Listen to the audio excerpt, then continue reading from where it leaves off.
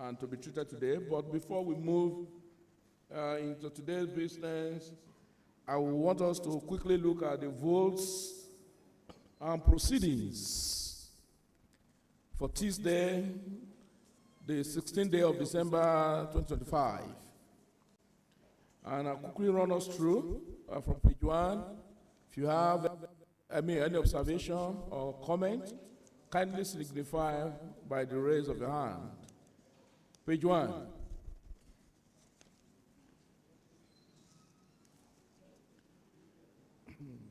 Page 2.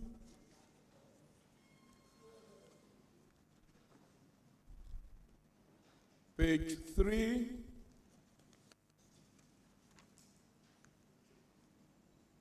Page 4. You know, Honorable Tokwelonge, yeah, I'm talking to you. Stop.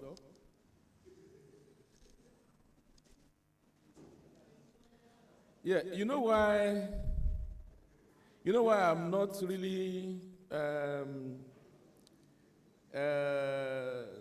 bothered about those ones. I just realized that there is a ranking member leading them in. And I need to call your attention to that. So you can sit down.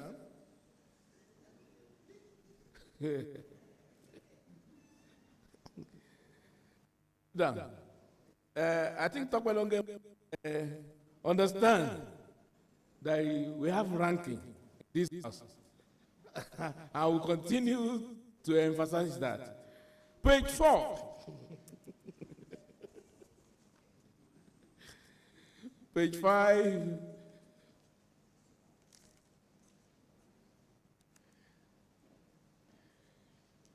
Page 6. And then page 7. It was a long day yesterday. In the absence of no... Is there a comment or observation? Yes. Well, in the absence of no comment or observation, I have read through the votes and proceedings, and I can say that what we have in this votes and proceedings reflect what really transpired yesterday. On that note, the votes and proceedings for Tuesday, December 16, 2025 is hereby approved. Now, Tokwelonge, what do you want to say?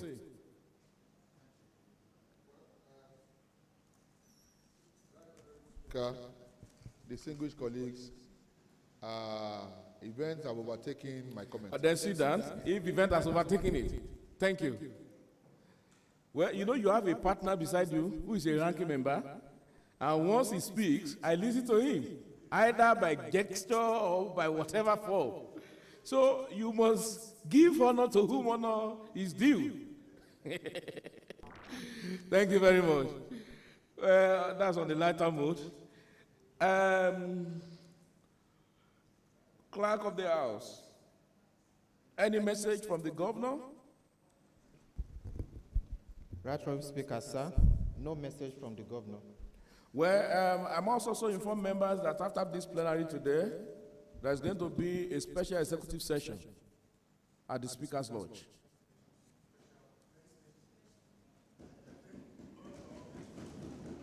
Speaker's Lodge. Yes. Yes. Well, Aluta will relate that to you, sir, whether it's quick or... Well, any other announcement from members, either from your constituency, from your committee? Any message? Any public petition? None, sir. Any matter of urgent public importance? None, sir. Any personal? Yes. Matter of urgent? Yes, Honorable Atri Fayekun. What do you say? Okay, he's the one, okay. I only want to... Right, Honorable Speaker, distinguished colleagues, my name is Longet Ademola. I represent the good people of Oyo Constituency, Mr. Speaker. Mr. Speaker, I'd like to bring to your notice, yesterday we discussed, Honorable Akinde brought a motion before us there, where we discussed about the need for trailers and heavy articulated vehicles dropping sand, dropping blocks and construction materials, that they should be guided in the way they operate within the state. Mr. Speaker, prior to that, I wanted to bring this issue up, and I think it's an issue that we have to quickly and swiftly move into action. Mr. Speaker, the road that leads from Fajuyi to Secretariat here, it is officially designated as a bank road ab initio. Initially, Mr. Speaker, you will realize that the arbitrary and indiscriminate parking of trailers on that road, on a particular section of that road, is causing so much accidents in this state, so much death in this state. Mr. Speaker, recently I witnessed an accident that was very, very, very, very fatal. A pregnant woman and an old man on that road, especially accident caused by heavy vehicles, trailers parked on that road. Mr. Speaker, 2 days ago, I was driving on that road. I had to take pictures and videos here of trailers reversing from Belonis, using reverse and blocking all the vehicles that I have to park, do a video, and I have to tell the trailer, you can't be reversing on the one way. You have to go and make a U-turn. Okay? And accidents are happening on that road because of the indiscriminate parking of trailers on that road. That road was officially designated as a bank road, and this is a state capital, Mr. Speaker. So we are here to speak for our people who are daily suffering. As a matter of fact, I also have a video here that was recorded around 9 p.m. yesterday. Me and myself and Oku were there around 9 p.m. yesterday. We did a video. There was a conducting. You are going on oversight function. Oversight. Yes. Okay. General oversight. Please go ahead. Mr. Speaker, is there a time of the day that we cannot conduct oversight? Is there a time of the day? I am only asking. Okay. I only ask. Are you asking me a question? Okay, Mr. Speaker. So what I'm trying to say in essence is that place is not designated as a trailer park. Whoever wants to park his trailer should go and look for a proper space to park trailers. Accidents are daily happening on that road because of trailers.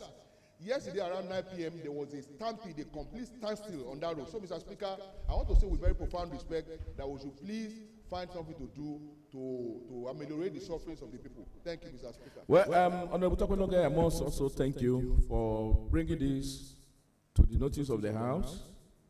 Dear colleagues, whether we like it or not, this is also a matter of urgent public importance. Particularly, like I mentioned yesterday, primary objective of any government is to the protection of lives and property.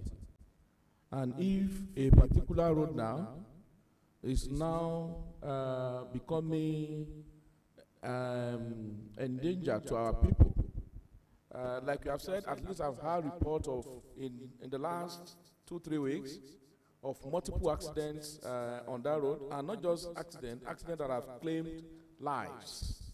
And the lives of our people are priceless. The life of course, every life is priceless. And that is why as a house, we must also see what could be done and what should be done. To me, Committee on Works, I think is in charge of transport. Committee on Works, please ensure you have an interface with the Commissioner for Works, EXMA, at least for now.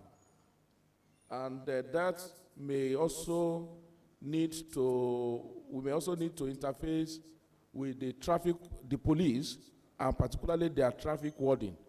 But the most, and then the FRS, further FRS, sorry, because there is the need. Then the business owner, and I don't want to mention him, but the business owner in that axis, I think he should also be invited together with the Commissioner for Works and Commissioner for Transport now.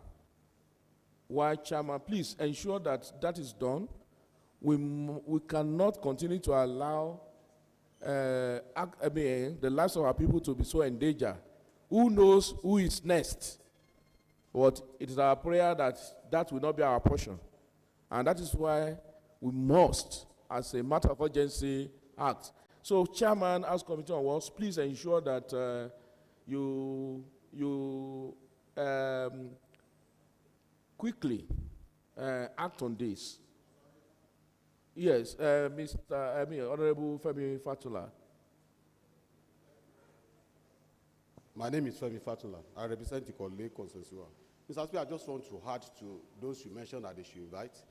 I think it is important to invite the chairman ex-man. Yeah, I mentioned that already. Then chairman urban planning or regional planning. Okay, I think they have a commissioner. Yes, they have a commissioner. Yes, it's also okay. Yes, sir. Yes, commissioner for urban and regional planning. So let's invite them, have an interface, and let them swing into action, not just invite. And invite the business owner, of that particular location. And so that he should be part of the meeting, and let him also understand the implication of what is happening in that place. Apart from causing traffic snarl there, lives are endangered, and there must be solution. And if it is possible for him to relocate, then I think if it is to save the lives of our people, you can't use your business to also endanger the life of our people, life that cannot be reclaimed anymore. So please work and do something about it. Safety of our people, that is very paramount to us in this house, and that we must guarantee, we must work on. Please ensure the letters are out to all the aforementioned and any other relevant authority or agency that you think you should invite that will also help. Please extend your invitation to them, but please let's work immediately. Honorable Takwaloge, once again, let me appreciate you for this. And you cannot understand why we cannot gag or muzzle the voice of somebody who is not a ranking member like you. Thank you very much. Now, I call on the leader of the house to take us through the order of the day. Thank you, Right Honorable Speaker. Good morning, my dear colleagues, distinguished honorable members of the 7th Assembly. Right Honorable Speaker, I have order paper for Wednesday, December 17, 2025, and on the order of the day, there are 4 items. I've been particular with not having 7 items again. Items 1 is report of the Committee on Finance and Appropriation on the year 2026 Appropriation Bill. Items 2, the further consideration of the report of Committee on Finance and Appropriation on the State Revenue Administration Bill 2025, which is at the Committee of the Whole House. Item 3 is the confirmation of Mr. Shem Fakwade as the Commissioner Designate in Ekiti, while the last but not the least item is adjournment. Right, Honorable Speaker. Okay. That is too... Further consideration. Yeah. Yes, further consideration. Yes, thank you. So we can adjust that to read further consideration of Mr. Shem Fakwade's confirmation as Commissioner in Ekiti State. Thank you very much. On that note, Leader of the House, can you take us through item 1? Item 1 is report of Committee on Finance and Appropriation on the year 2026 Appropriation Bill. And that's to be taken by the chairman of the Appropriation Committee as the person of Honorable Adeteju Okuiga. Right, Honorable Speaker, you may wish to direct her to present her report, please. Yes, Honorable Teju Okuiga, please go ahead and present your report.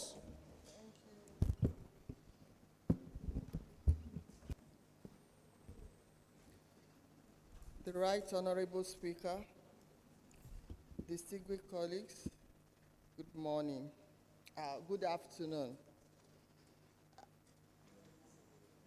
I rise this afternoon to render the report of Committee on Finance and Appropriation on the year 2026 Appropriation Bill.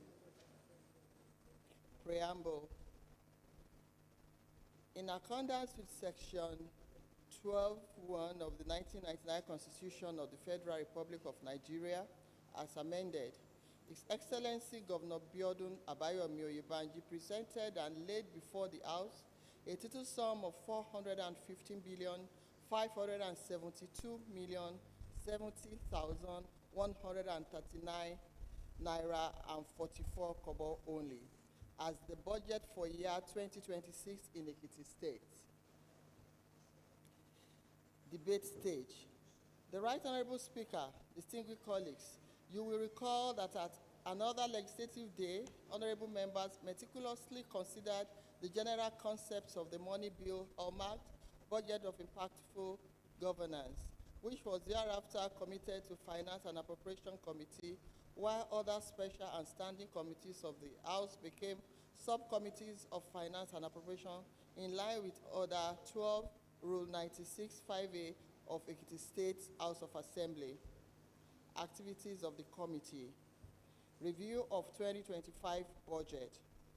While the subcommittees of Finance and Appropriation were taking up the ministries, departments, and agencies under their jurisdiction, Finance and Appropriation Committee took time to review year 2025 budget with the Ministry of Budget, Economic Planning and Performance Management to determine the performance in the first quarters of the year. Revenue. You will recall that the government adopted zero-based approach for 2025 budget, meaning the budget has been financing itself through revenue from within and outside the state. The sum of 375.8 billion was appropriated as total revenue estimates in 2025 budget. However, as at the end of the third quarter, actual revenue, including opening balance, was 338,463,688,724 naira, 40 kobo only, which represents 122% performance against the prorated sum of 277,059,728,315 naira 16 kobo only. The impressive performance was due to improved VAT allocation from the federal government and improved internal generated revenue performance owing to the various initiatives and reform introduced by the Ekiti State Internal Revenue Service. 3. Recurrent expenditure. Recurrent expenditure as at the end of third quarter of this year is 154,387,806,777 naira 98 kobo only, which represents 107% performance against the projected sum of 144,46,167,866 naira 46 kobo only. The increase in the recurrent expenditure was as a result of loan repayment, an increase in the subvention to tertiary institution in the state. Capital expenditure. The performance of capital expenditure is 69%, that is 95 billion 520 million 524,367 naira 94 kobo only, as against prorated sum of 137 billion 796 million 380,347 naira 16 kobo only. The reduction in capital expenditure was due to reprioritization while working on 5+7 public hearing. As one of the prerequisites before the passage of the money bill into law, Finance and Appropriation Committee organized a public hearing where contribution of critical stakeholders were taken. The stakeholders include non-governmental organization, Parliamentary Staff Association of Nigeria, Ekiti Chapter, Trade Union Congress, Ekiti Chapter, Nigeria Labour Congress, Ekiti Chapter, and some ministries, departments, and agencies that are critical to the 6 pillars of the present administration. Coalition of Subcommittees report. The subcommittees of Finance and Operation invited all ministries, departments, agencies under their supervision for the evaluation of year 2025 budget and the defense of year 2026 proposed estimates. The exercise lasted for over 3 weeks, and reports of the activities were forwarded to Finance and Appropriation Committee, which in turn collated the reports and came up with this report.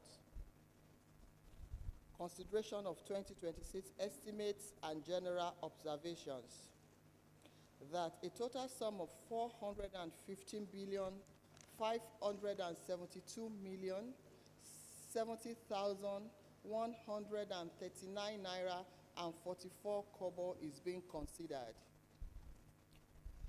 That there is a difference of 39,781,992,521 naira 29 kobo only between the current year's budget that was passed by the House on Friday, December 27, 2024, and 2026 fiscal year. That the government intends to fund year 2026 budget through the following revenue sources. 1. Opening balance, 33,574 naira, 233,808 naira, 29 kobo only. Statutory allocation, that is FAC. 126,684,472,656 naira 46 kobo only. Value added tax, 80,101,820,588 naira 50 kobo only. Independent revenue, that is revenue from MDAs and tertiary institution, 45,455,732,246 naira 66 kobo only. Capital receipts, 129,755,810,839 naira 45 kobo only. Total expected revenue, 415,572,070,139 naira and 44 kobo only. Other observations in the proposed 2026 estimate are as follows. That the 2026 to 2028 medium-term expenditure framework passed by this House is a forerunner for the 2026 fiscal estimate. That the 2026 budget originates from the State Development Plan 2021 to 2050, medium-term expenditure framework 2026 to 2028, and the 6 pillars of this administration. That the proposed 2026 budget complies with the National Chart of Accounts template as unanimously agreed on by the subnationals with the Nigerian Governors Forum. That the new NCOA template adopted is designed to enable states meet the eligibility criteria for the state action on business enabling reform. 7. Program for Results, which is supported by the World Bank and the Human Capital Opportunities for Prosperity and Equity program of the Federal Government of Nigeria. That considering the MTEF document of 2026 to 2028, the proposed year 2026 budget will deepen the level of inclusiveness and participation in governance through open government policy. That the proposed 2026 budget was prepared to further strengthen the shared prosperity agenda of the government, which with special emphasis on food security, wealth creation, and general welfare of Ekiti people. That since proposed budget was prepared in line with global practices, if well implemented, it will engender transparency and accountability. That the submissions of the invited stakeholders during the public hearing conveyed to this committee that the preparation of the 2026 estimate was very inclusive. That is, every citizen of Ekiti was taken into consideration. That it would enumerate the quality health care delivery through the implementation of strategic health policies. That 2026 budget improve youth engagement, participation, and empowerment and productivity. That the ratio of recurrence of capital expenditure is 73 to 47. That the 2026 budgets were prepared in line with the prevailing macroeconomic parameters, assumptions, and indicators as recommended by the Nigeria Governors Forum to the subnationals to ensure that the programs and projects are achievable. The PIAs are as follows. Crude oil price benchmark of USD 55 per barrel. Oil production rate of 1.700 million barrels per day. Exchange rate of 1,500 to US dollar, and inflation rate of 23% as against the 27% of the current year. Mineral ratio of 20%. Real GDP growth 3%. That there is need to commend the Ekiti State Internal Revenue Service for the various initiatives and reforms introduced to the service, which have greatly impacted the revenue generation of the state. That most MDAs were unable to access the money budgeted for them in the ongoing year. That provision was made for speedy completion of ongoing developmental projects, with prudent distribution allocation of the available resources. That through subcommittees of finance and appropriation, majority of the MDAs requested for upward review, especially in their overhead costs, in order to meet up with their monthly expenses. That there are duplications and irregularities in the figures computed in the 2023 proposed estimates. Meeting with the Ministry of Budget, Economic Planning, and Performance Management. As its custom was, Finance and Appropriation Committee scheduled meetings with the above-named ministry to assess the performance of the budget of the outgoing year and for clarification on the proposed estimates of some ministries, departments, agencies, and other institutions in the state. At the end of the last meeting, reorderings were made and estimates of some MDAs were increased. Reordering in some MDAs. The report submitted by subcommittees on the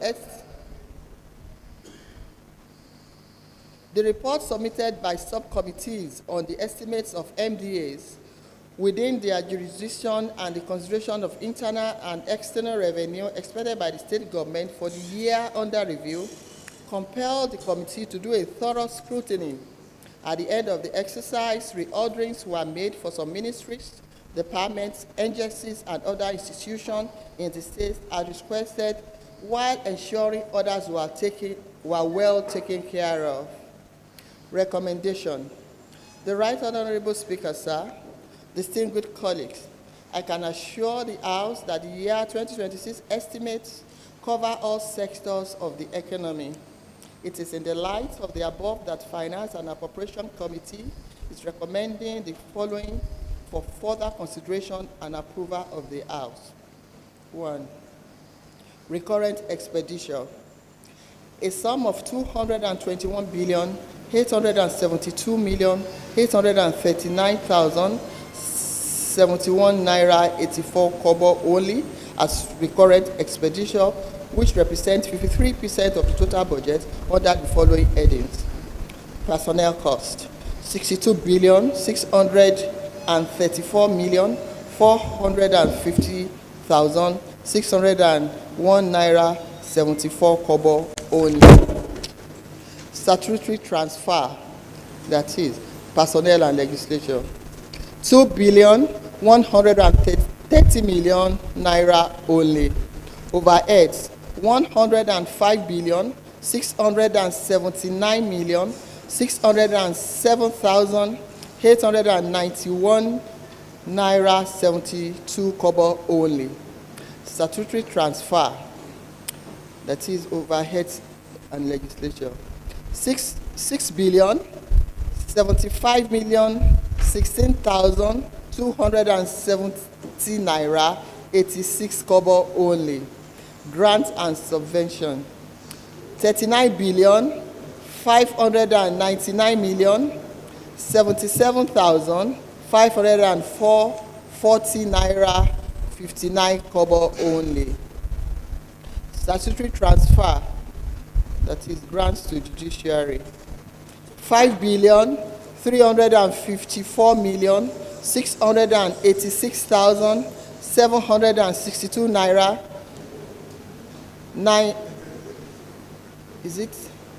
93 kobo only. Debt service, 400 million naira only.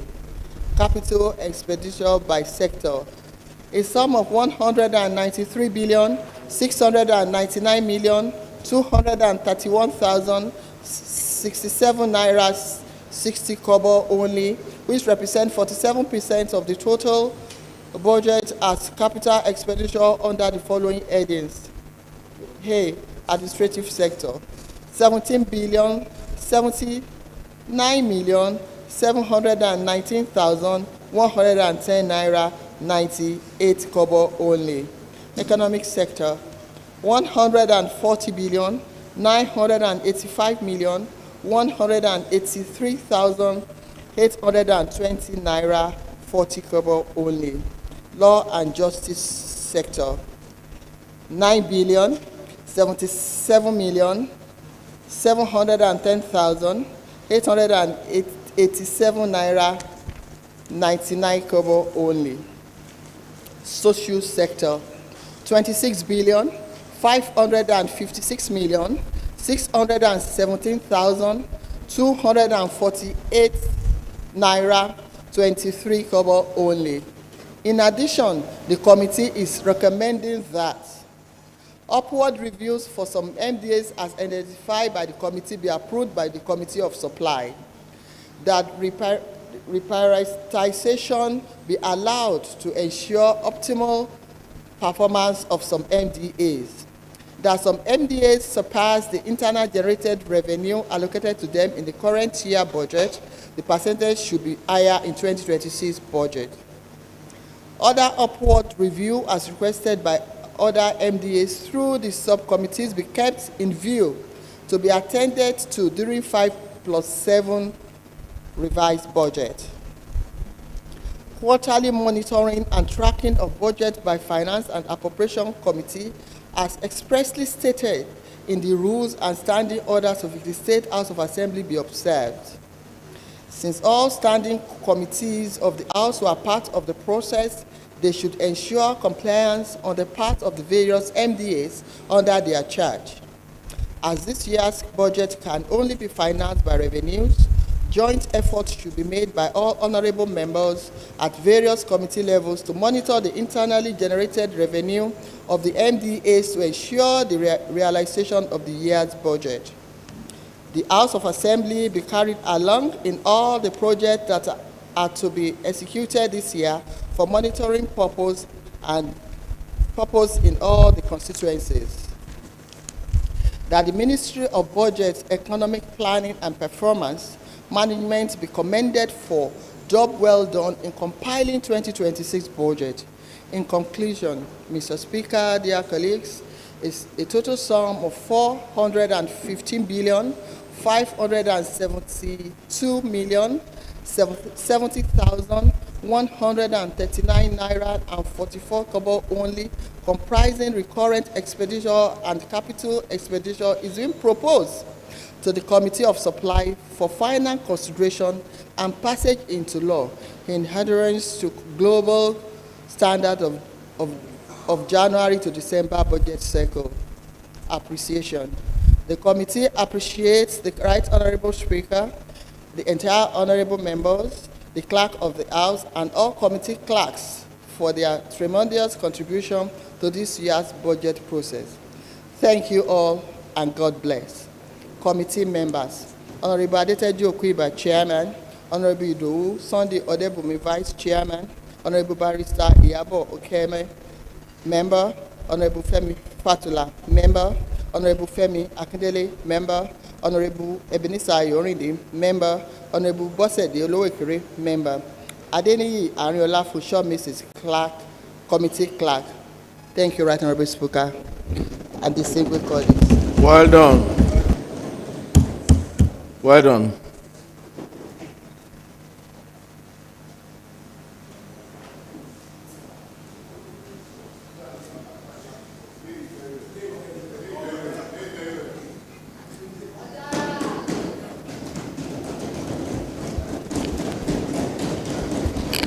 Well, that's also a job well done. But before I even make any comment, leader of the house, please. Thank you. Leader of the house. Your motion first.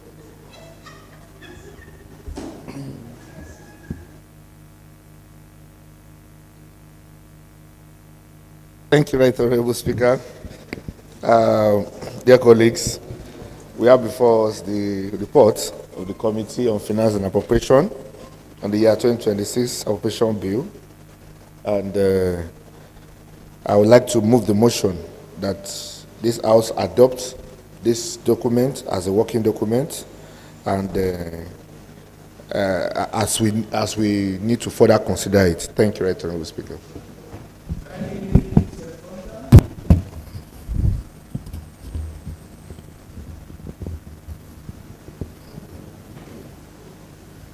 Yes. Yes. Let me invite Honorable Tope Longe.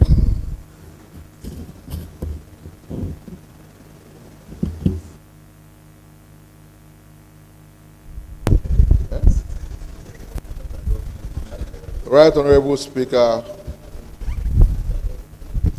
Right Honorable Stephen Adeoye,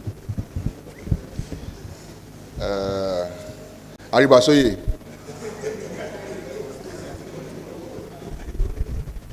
I rise with respect this morning, Mr. Speaker. My name is Longe Temitope Ademola. Mr. Speaker, I represent the good people of Oye Constituency 1. Mr. Speaker, I rise this morning with absolute respect to you, Mr. Speaker, to second the motion moved by the leader of business in this honorable assembly that the report of the Committee on the Finance and Appropriation on the year 2026 Appropriation Bill be adopted as a working document of this honorable house. Thank you, Mr. Speaker. You are welcome. Well, I said that these house do admit the report of the Committee on Finance and Appropriation on the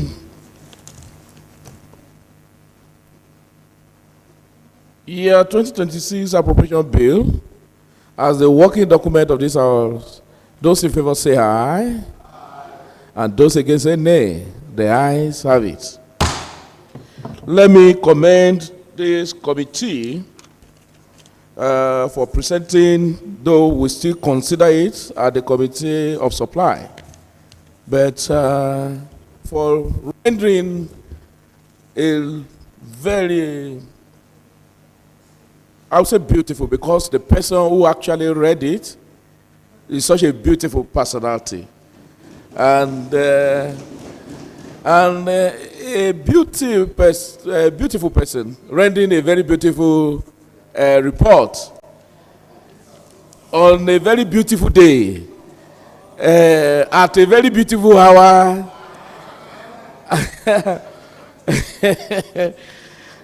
Well, you will recall, dear colleagues, that the governor of Ekiti State, Governor Bioda Abayomi Oyebanje, appeared before this honorable house on the 13th day of October 2026 to present the appropriation bill 2026 before this house. And after that, you recall that that is also our first reading of the bill, the presentation. On November 4, 2025, members of this house took their turns to debate this same appropriation bill, otherwise known as budget estimate for 2026. And I recollect that members were passionate about what was embedded in this budget. Members spoke glowingly, members also scrutinized, even in the debate, and offer suggestions. After the debate, the House committed this bill to Committee on Finance and Appropriation as the main committee to consider the bill, while every other committees of this House were subcommittees to this Committee of Finance. And I'm also aware that during this period, before today, all committees of this House call upon all the MDAs under them to defend this budget, that is the appropriation bill 2026. And I can say that diligently that this House, the committees of this House, did a thorough job scrutinizing the budget of MDAs under them. And I'm aware also that all the subcommittees offer and render a report, wrote a report, and also directed that to Committee on Finance and Appropriation. Then again, Committee on Finance and Appropriation took that same reports received from various committees, look into it one after the other, also re-invite some other ministries, MDAs, where necessary, to reconsider particularly those areas that they believe that are gray areas, and they also, after that, held a public hearing so as to ensure that all stakeholders are also part of this budget process. Today, as a result of all I've mentioned, starting with the presentation by the governor to the debate by members, and to the various committees having no calling on MDS to come and defend their budget, and to the report that they presented to the Committee on Finance and Appropriation that also led to them calling on some other ministries and MDAs to again come and speak to gray areas observed by the various subcommittees, and to the public hearing conducted by Finance and Appropriation Committee, cumulated in this report presented this morning. And again, this report presented is will not be the working document for this House to work with, as to ensure that at the end of the day, we have a very frugal, a very clean, a very neat, and a progressive budget for year 2026. It is on that note that I will commit this report to the Committee of Supply for further legislative scrutiny. Thank you. Leader of the House.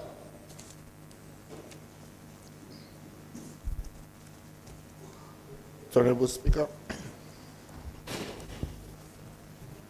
Speaker, the next items,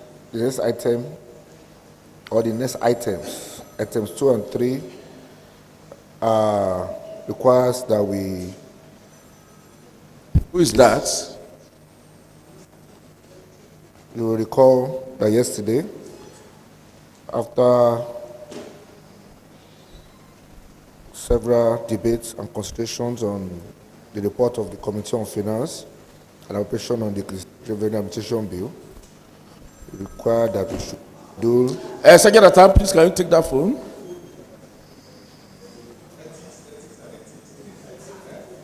you require that we should schedule the revenue bill to the next allotted day.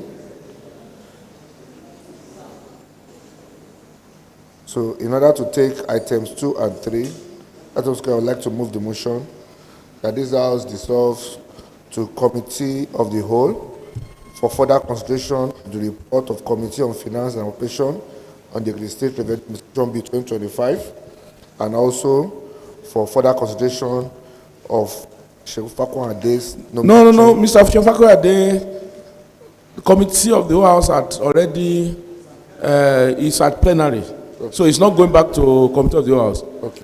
There was a report from the Committee of the House yesterday for confirmation. So further consideration is at plenary now. Okay. Thank you. Thank you, Right Honourable Speaker.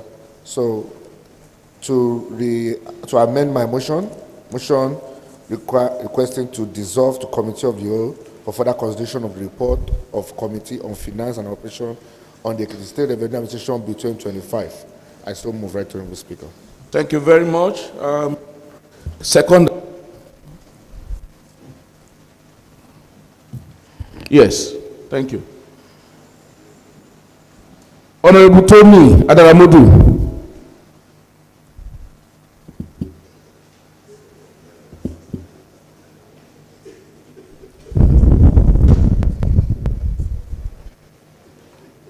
Right, Honorable Speaker, dear colleagues, my name is Honorable Tony Kendi Adaramodu. I hereby second that the House should dissolve to the Committee of the whole House. Thank you, Mr. Speaker. Tony Adaramodu for seconding the motion moved by the Leader of the House that the House dissolve to the Committee of the whole House. It's on that note I put the question that those in favor that this House dissolve to the Committee of the House to say aye, and those against say nay. The ayes have it. So I'm going to preside from here as the chair, and we'll move. Recall, yesterday at our plenary session, the Committee of Finance and Appropriation presented and rendered a report on their scrutiny or scrutinization of the Revenue Administration Bill.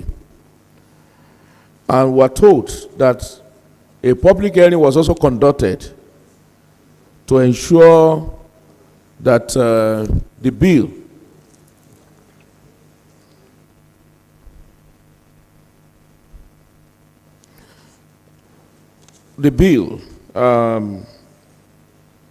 is well looked into, and yesterday the report was committed to the Committee of the whole House for consideration. As a matter of fact, the Committee of the House started working on the report yesterday, but for want of time, the matter was turned down to another legislative day, which is today now. So I want us to look at the bill together with the report. And I know that members have spoken during the debate about the desirability of this bill. I know members have spoken about the importance of this bill. So what we want to look at this Committee of the House today is if there are areas that require amendments outside what the committee has presented, because the committee has done a great job and proposed some amendment, made corrections. But if there are other areas, and I'm also aware that Honorable Ayu Adigbite raised an issue as to, is it section 48 of the bill, section 51 of the bill, that is calling for attention, and that was at the point that the consideration was stepped down for member to also come up today, and you can speak to it. So what we need to do, I will now be taking this bill section by section, or part by part.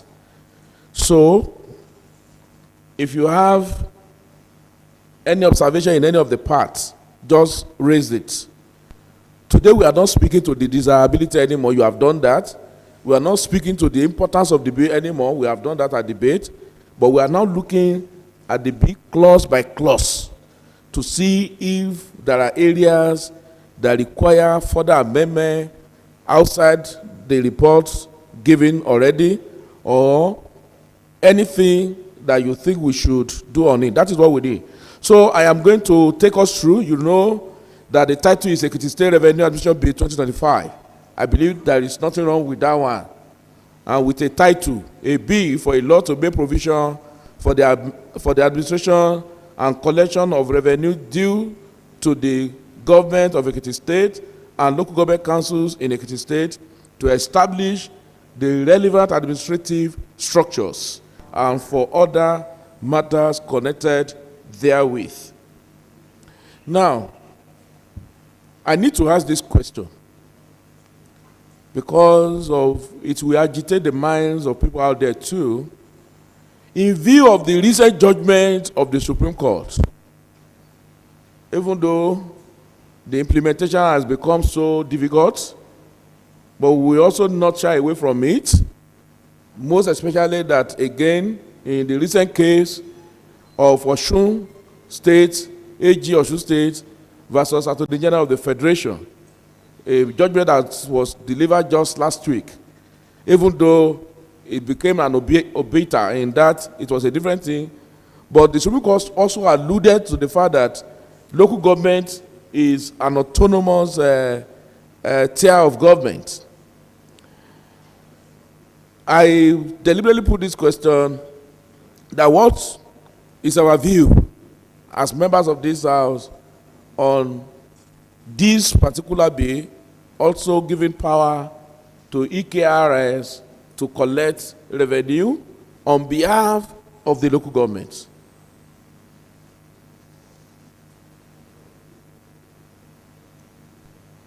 Before we move on, yes, Honorable Femi Akindele.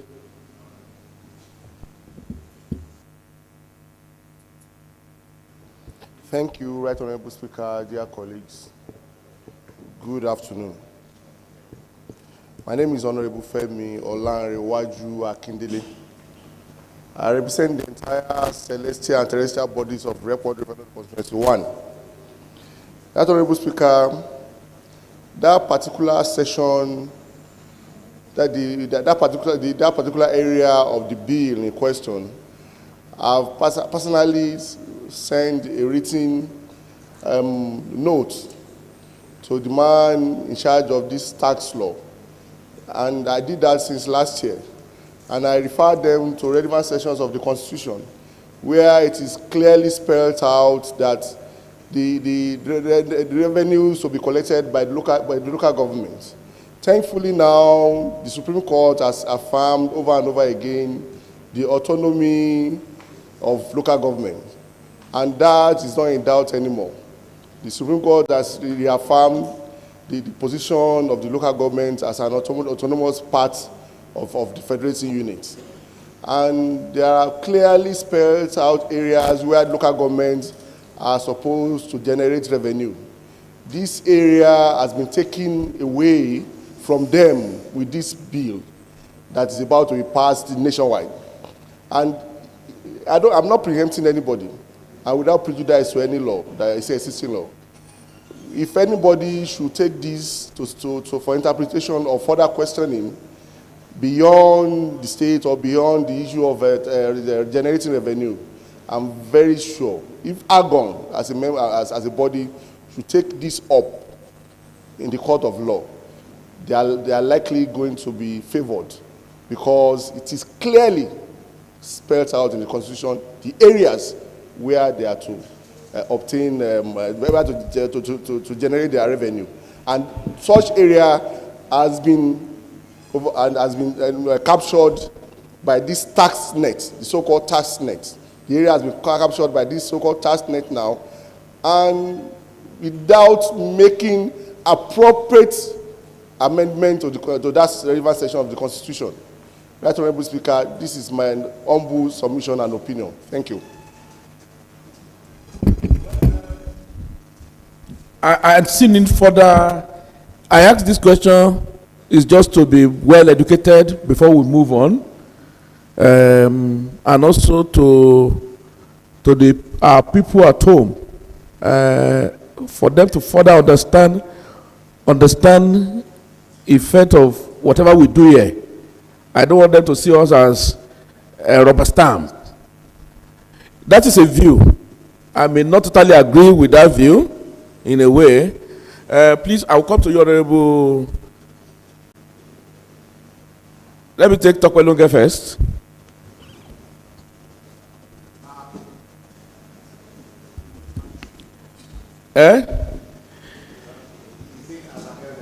Thank you, Right Honorable. Well, I'm not aware of any other in this house, but since I allow one ranking member to speak, then I can call, you understand?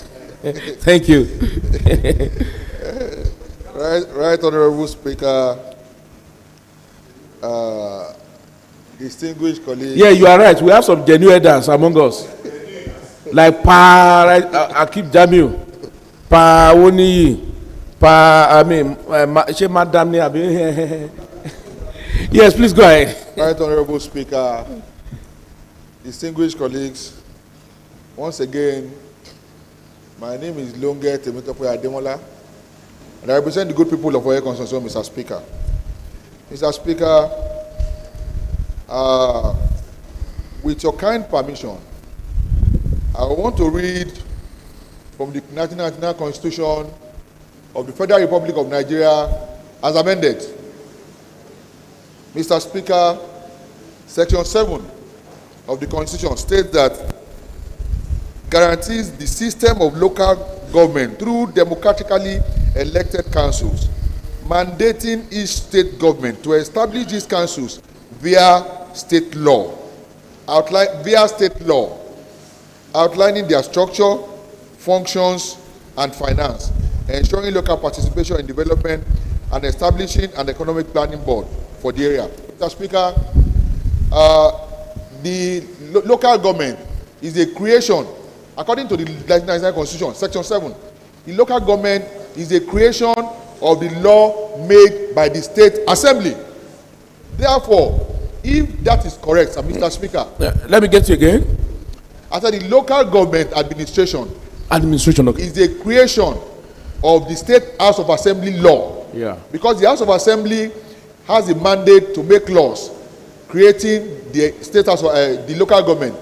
So be that as it may, Mr. Speaker. So whatever law we are making now is derived from the Constitution. It's derived from the Constitution. Notwithstanding the judgment of the Supreme Court. Notwithstanding the judgment of the Supreme Court, Mr. Speaker. Therefore, I want to opine most respectfully that the administration of local government is still subsumed under the laws made by this House of Assembly. Thank you, Mr. Speaker. And Section 7 has not been expunged. Has not been expunged. Not been deleted. Yes, sir.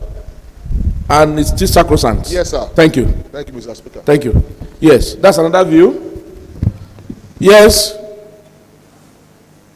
Okay. Honorable Yomi. Oluwa Yomi Ayorinde. Right Honorable Speaker, esteemed colleagues, my name is Honorable Yomi Ayorinde, and I represent the Idosi constituency too.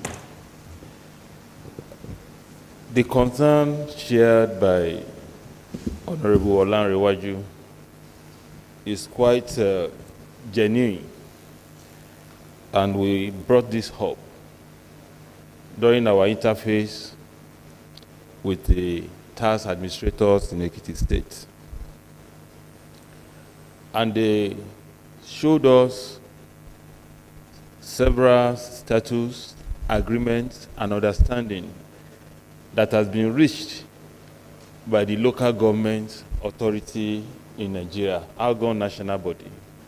Of a fact, Algon admitted that tax collection is better done by federal agency under and an agreement that has a sharing formula, which they all consented to.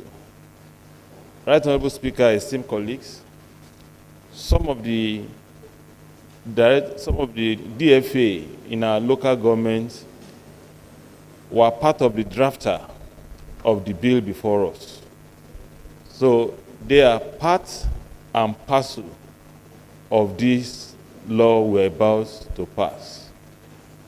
And a particular section of this law created what we know as Local Government Revenue Committee, where a councillor, a supervisor, the vice chairman will be the one collecting this revenue, strengthening enough to collect this revenue for the state at their local domain under an agreed sharing formula.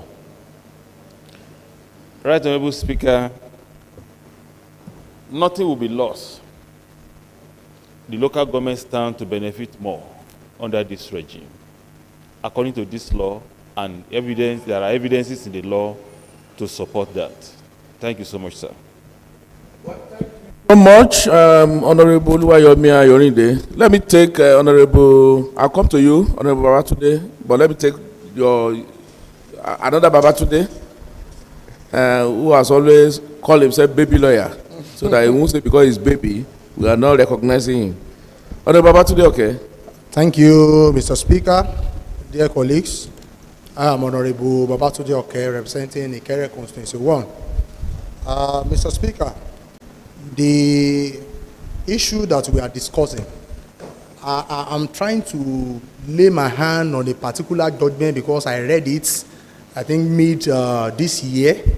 There was a judgment of the court with respect to power of the state to even collect tax on behalf of the local government.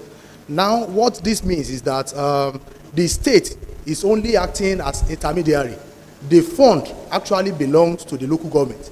So it is just to assist the local government in getting this fund, instead of them to establish infrastructure, to get all these things, you know, to put things in place, to get the taxes. The state can as well act as intermediary. What the state is doing is to act as intermediary to assist the local government, why the fund belongs to the local government, and that is why there is a joint revenue committee for the sharing of this fund. So I think we are in line to go ahead with this particular law. Thank you, Mr. Speaker. Thank you for your opinion, and I call on Honorable Babatunde Faweku. Thank you, Right Honorable Speaker, distinguished colleagues. I am Babatunde Abiodun Faweku. I represent Idosi Constituency 1.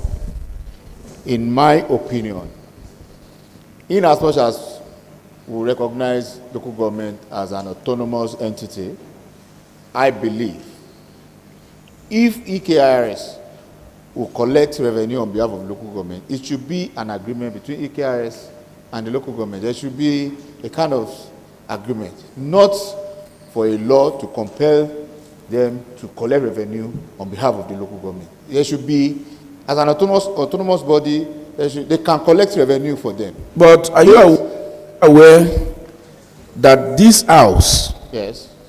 can make legislation to collect such? I know. This house has the. I know. You see, why I raise this is I know there are people who will begin to ask questions because of the recent judgment. But I just want to hear our view first, but for us to also understand that this house has the power.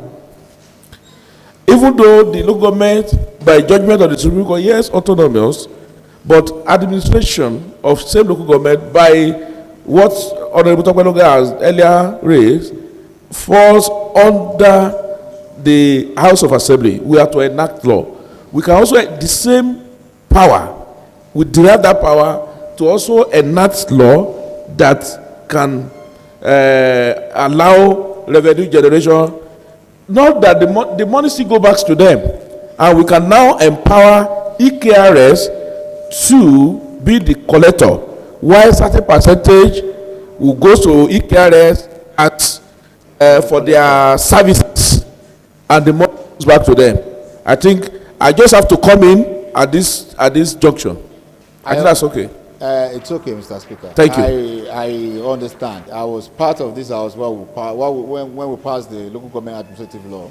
Yeah. And I know it is the sole responsibility of this house to pass law for administration of local government. Yeah. I'm only trying to state that, fine, EKRS can collect revenue on behalf of local government. But the local government that you are going to collect revenue on their behalf has to be in the know that you want to collect revenue on their behalf, not to impose. And I believe the Finance and Appropriation Committee has also done that by inviting them to the public hearing. So there is that agreement. Thank you. Thank you. Yes.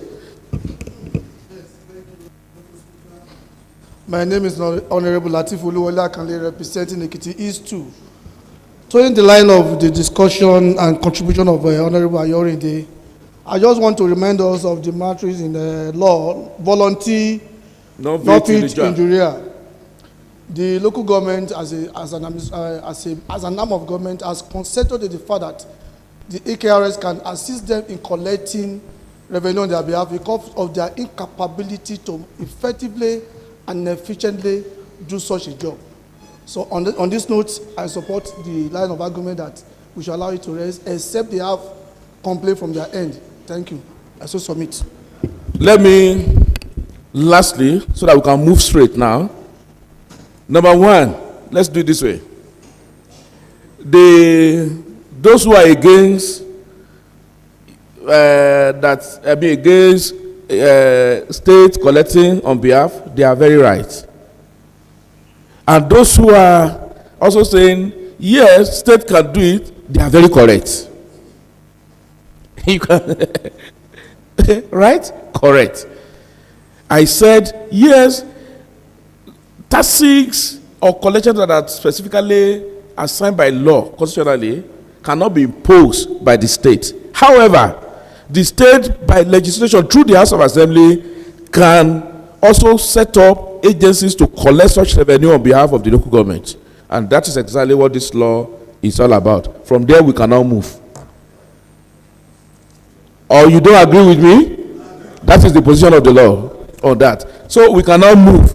So, part one is establishment and administrative structure of Ekiti State Internal Revenue Services and its management board. Together with the report, I just want us to go with the report. We will look at it. You know, the report has given us a proposed amendment. So if you have further suggestion to the proposed amendment, you can now state. So under section 1 is establishment of Ekiti State Internal Revenue Services.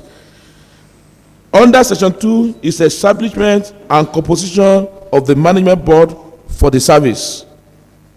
Under section 3 is tenure and remuneration of board members. Under section 4 is the office of the executive chairman. 5 talks about accountability. Please, if you have observation, raise it now. Yes, Honorable Tunde, okay. Thank you, Mr. Speaker, dear colleagues. Mr. Speaker, my observation has to do with the legal advisor that is mentioned in this bill to act as the secretary.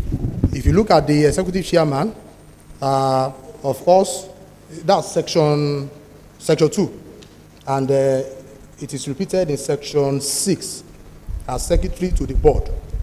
I want us to clearly define the criteria for a person to be a legal advisor to the service. Because if you look at the executive chairman, a person with experience in taxation. So legal advisor also should be a person experienced in law, maybe law-related matters. So it should be defined properly. Can accountant be appointed as legal advisor? With this law, yes, it can. It can. It can. Because law has to be explicit. Yes. After all, we have so many legal advisors in our parties who are bricklayers. So I think you are very correct. So I think that should be criteria. It should be explicit stated who a legal advisor is. Couch it. Oh yeah, couch. Okay.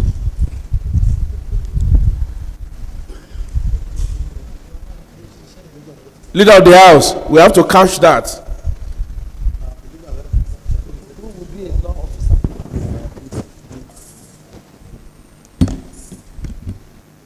Section 2 and section 7.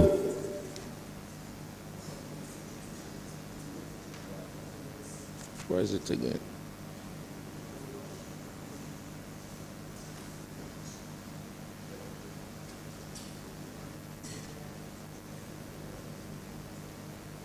A director, I'm coming. A director from the State Ministry of Finance, a representative of the Attorney General of the state, not below the rank of a director. 3 members to be appointed by the governor. That's composition. Honorable today, okay. Can you call my attention to where you have, okay, yes, that's F. The legal advisor to the service who shall serve as secretary to the board. All persons mentioned in subsection 1C, D, and E of this section shall be appointed to serve as part-time members. The supplementary. Okay, let's go to that. The legal advisor to the service who shall serve as secretary to the board.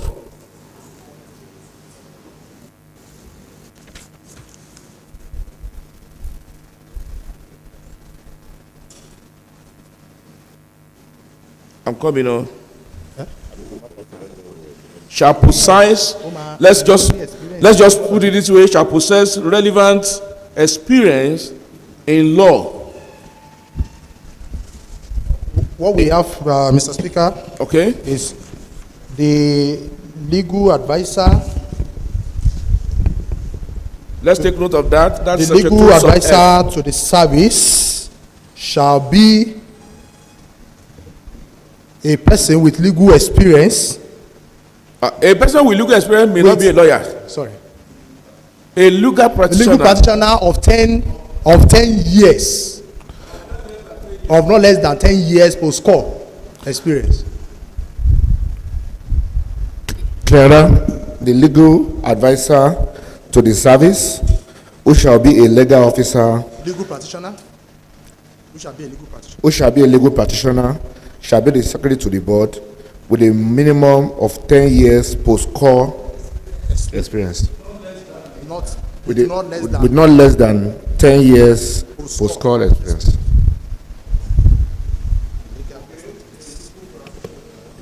Advisor to the service shall be a legal practitioner.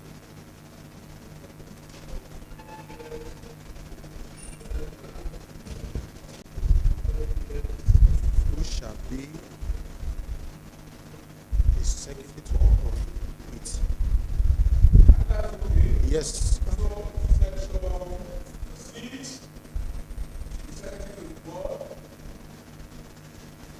Section 6, the secretary to the board. Section 7, meeting of the board. Section 8, cessation of membership. Section 9, functions of the board. Section 10, functions of the service. Section 11, delegation of powers of the service. Section 12, staff regulations. Section 13, funds of the service. Section 14, expenditure of the service. Section 15, estimates. Section 16, accounts and audit. Section 17, annual report. Section 18, power to accept gift. Let's go and read that and understand what that means. Section 18, power to accept gifts. What does that mean? Again, I just want us to be sure of everything. I know we have read it before. Committee has worked on it, but let's also ascertain what that section is saying. The service may accept gifts of land, money, or other property on such terms and conditions, if any as may be specified by the person or organization making the gift. The service shall not accept any gift if the condition attached to it are inconsistent with its function. I think that is very, very good. Section 19, power to borrow. Section 20, power of Accountant General to deduct from stocks. And those are the sections under Part 1. I asked and I put the question that those in favor that this section form part of this bill and same approved for consideration for approval, to be passed into law, together with the amendment made so far, say aye. And those against say nay, the ayes have it.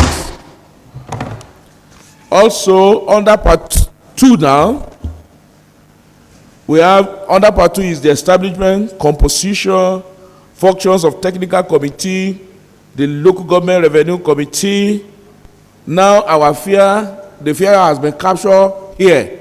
There is a local government revenue committee incorporated into this bill, and the state joint revenue committee. And I believe that we will look at the function of that committee so that we know that their interests are well captured. So when we get to their function, please call my attention in case I forget. Let us go and read. Now, no, we are there. Then we have, under the section 21, establishment of technical committee of the board. Section 22, function of the technical committee. Section 23, establishment of local government revenue committee. Let's go and look at section 23. Section 23.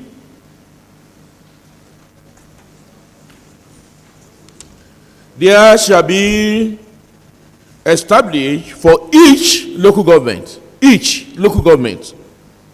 area of the state, a committee to be known as the local government revenue committee, referred to in this law as the revenue committee. The revenue committee shall comprise of the local government supervisor for finance as chairman. The question again is, do we have supervisor for finance in local government? There is no. Because unless, then if we will allow this here, then we have to amend our administration of local government law of Ekiti State. No, they said supervisor. No, supervisor. Supervisor. It's either we leave this to amend or we change this to the director of finance.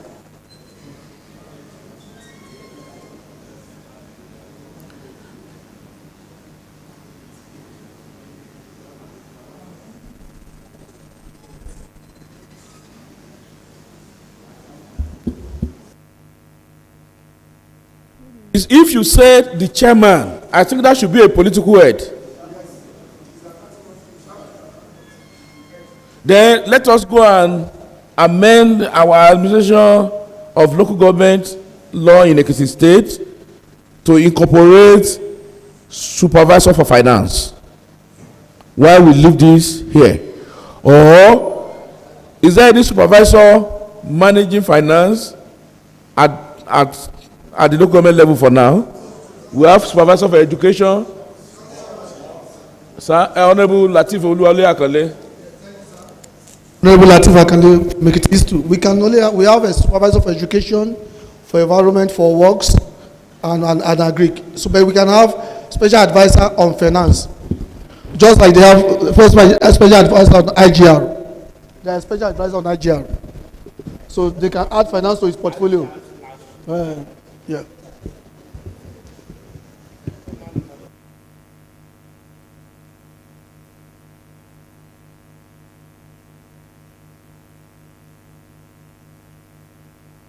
special advisor on IGR. So finance can be added to the person's portfolio.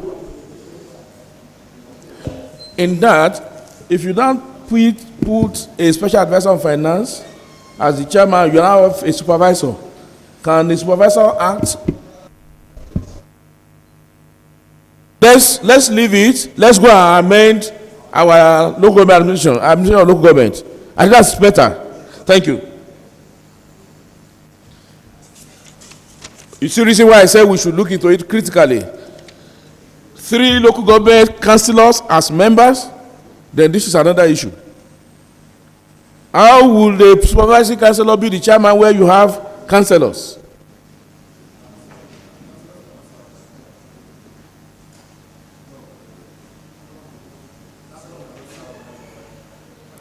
It is better to put the CLO. What do you call them? CLO, Abi? No, the CLO for LO, Abi? LO, legislative officer. It is better to put the LO. The councillors cannot act under the supervisory councillor. It's not possible. We will not allow that. It's just like the SAC in Ekiti State, for example. The reason why members of the House are not members of that SAC is because the chairman is commissioner for finance and no members of this House. So our representative there is the clerk of the House. And the clerk, the person who stands as clerk of the House at the local government level is the LO. Only that, only God will help that term in the local government. And LO,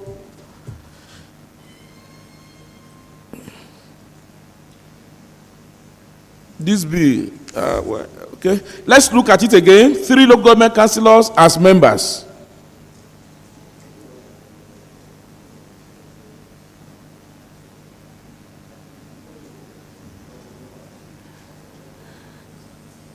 The danger again, can someone who has been elected as councillor, just like member of the House, work in the executive arm? By our law, the day you are appointed to serve in the executive, that's the day you lose your position. Please, let's remove that councillors and put LO.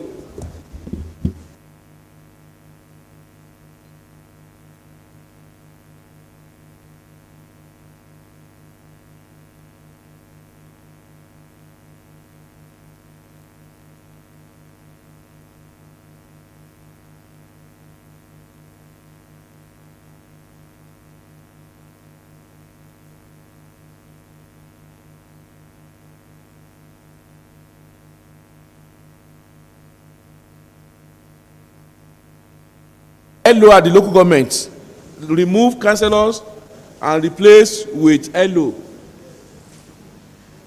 Full meaning of LO, legislative officer.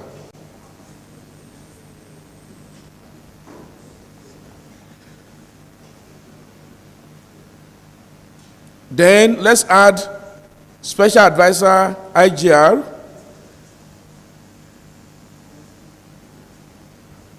Special advisor IGR.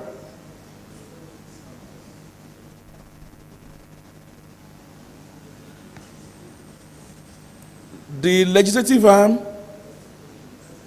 does he have its own, at the local government level, does he have, I don't think they have their own DFA separate from that of them. Let's leave it.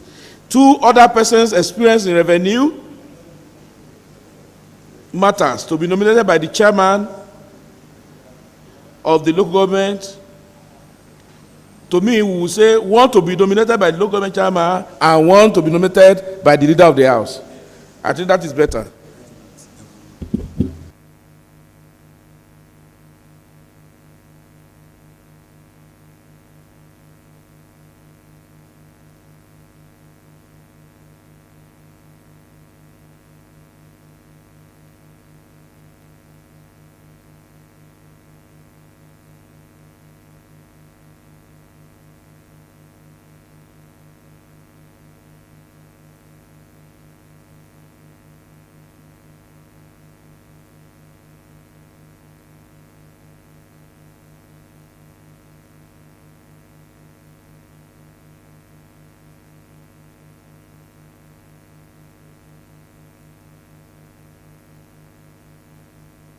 Government made pursuant to this section shall be subjected, not subject, subjected to the approval of the legislative arm of the local government council. Then leave it at local government chairman alone. If it's subjected to the approval, let's leave it at that. The members of the Revenue Committee appointed under Section 23(2)(c) shall hold office for a period of 2 years and may be reappointed. Now to their function, which is the most important thing to me that we should look at. The Revenue Committee shall be responsible for the assessment and collection of all taxes, fines, rates under its jurisdiction, other than those delegated by a written instrument to the service, and shall account for the amounts collected in a manner to be prescribed by the local government, subject to the financial memorandum and guidelines on local government administration. I think these are set to our fear. These are covered for it, so we can leave it at that. The Revenue Committee shall be autonomous of the local government treasury and shall be responsible for the day-to-day administration of the department which form its part. Those in favor that this form part of this bill, say aye. Those against, say nay. The ayes have it. Section 25, establishment and composition of the State Joint Revenue Committee. Section 26, functions of the State Joint Committee. Let's look at the function again, so that we know that no arm of government or body, tier of government is shortchanged. The function of the State Joint Committee shall be to implement decisions of the Joint Revenue Board, advise the Joint Revenue Board and the state and local governments on revenue matters, harmonize tax administration in the state and the local governments, enlighten members of the public generally on state and local government revenue matters, carry out such other functions as may be assigned to it by the Joint Revenue Board. The committee shall meet quarterly towards the realization of the functions of the committee. But please, I think we must also look at composition. So we look at Section 25 again. There is established for Ekiti State a State Joint Revenue Committee which shall comprise of the executive chairman of the service as the chairman, the chairman of the local government revenue committees. I think that is okay. A representative of the Ministry of Local Government Affairs not below the rank of a director, a representative of the Revenue Mobilization Allocation and Fiscal Commission as an observer, the State Sector Commander of the Federal Road Safety Commission as an observer, the legal advisor of the service, the secretary of the committee, who shall be a staff of the service. I think this is okay. Let's take it alongside Section 27. Section 27 is about the funding of the Joint Revenue Committee. Those in favor that Section 21 to 27 form part of this bill as amended, say aye. Aye. Those against, say nay. The ayes have it. Under Part 3 now, we have registration. That is under, this one is under tax administration, returns and assessment. Section 28 is registration of taxable persons. Section 29 is notification of change in particulars. Section 30 is income tax revenue for individuals. Section 31 is pay as you earn. Section 32 is simplify or presumption income tax return. Section 33, self-assessment of tax payable. Section 34, administrative assessments. Section 35, additional assessments. Section 36, deemed profit income assessment, presumptive tax. So we will look at what this presumptive tax is all about. Under this Section 36, it is stated, where a business produces either no accessible profit or an accessible profit which is less than expected from that business, or the true amount of the accessible profit cannot be readily ascertained, the service may assess and charge that taxable person on such fair and reasonable percentage of the gross income from the trade or business as contained under the second schedule of this law. I think that is not bad. So, meaning that you must make yourself accessible, you must assess your own profit, and always furnish your returns. And if you don't do it, then the service can now, on their own, assess your profit. Section 37, service of notice of assessment and consolidated demand notice. Honorable Yomi Ayonide, I hope you are still with us. Section 38, revision of assessment in case of objection. Section 39, errors and defects in assessment and notice. Section 40, assessments to be final and conclusive. Section 41, lists of taxable persons assessed. Section 42, books of accounts. Section 43, return deemed to be furnished by an authorized person. Section 44, accreditation of tax agents. Section 45, information to be delivered by financial institutions. That is under part 3. And I put the question that those in favor that sections 28 to section 45 as amended form part of this bill to be passed into law by this house. Say aye. And those against say nay. The ayes have it. Thank you. Thank you. Now, under part 4, payment, compliance, and enforcement. Payment, compliance, and enforcement. Please don't forget that we have our report. The two are going hand in hand, and your further contribution will be allowed at any time. Just raise your observation if there is any. Section, I will take 3 parts together now.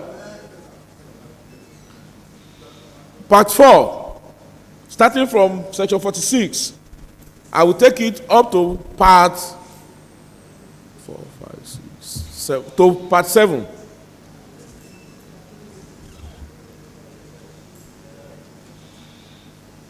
Yes, payment of tax, section 46, section 47, penalty and interest for non-payment of tax, section 48, deduction at source, section 49, tax refund, section 50, call for returns, books, documentation, and information, section 51, power to access lands, building, books, and documents. Yes, Honorable Ayodeji Adeyinka Adegbite. Thank you, Right Honorable Speaker. My name is Ayodeji Adegbite, representing Ado Constituency 1. On this power to access land, buildings, books, and documents, number 51. 51. I believe that to prevent abuse, we will need to redraft it. Mr. Chairman, sir. What are you proposing? To prevent human rights, well, there is nothing there that, there is no confidentiality there. They have rights to do anything they want to do without taxpayers having any rights to go to court. There should be checks and balances, Mr. Chairman, sir. If we go through it again, you understand what I'm saying, sir.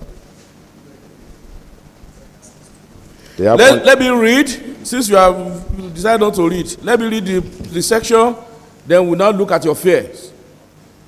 Notwithstanding anything to the contrary, in any other enactment or law, an authorized officer of the service shall at all reasonable times,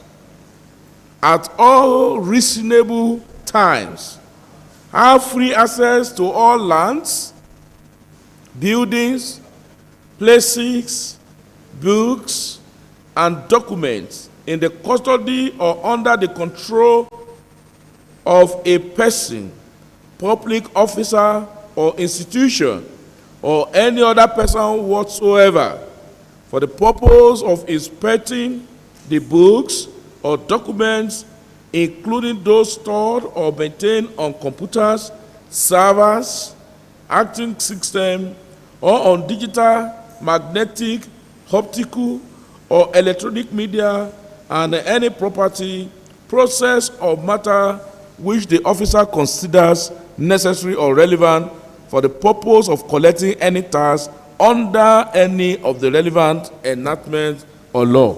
Your fear. Is fears first. Honorable Ayo.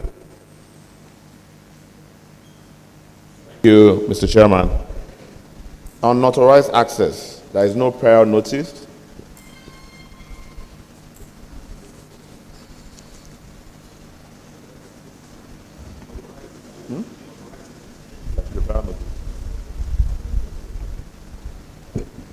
Yes, Honorable Toluige.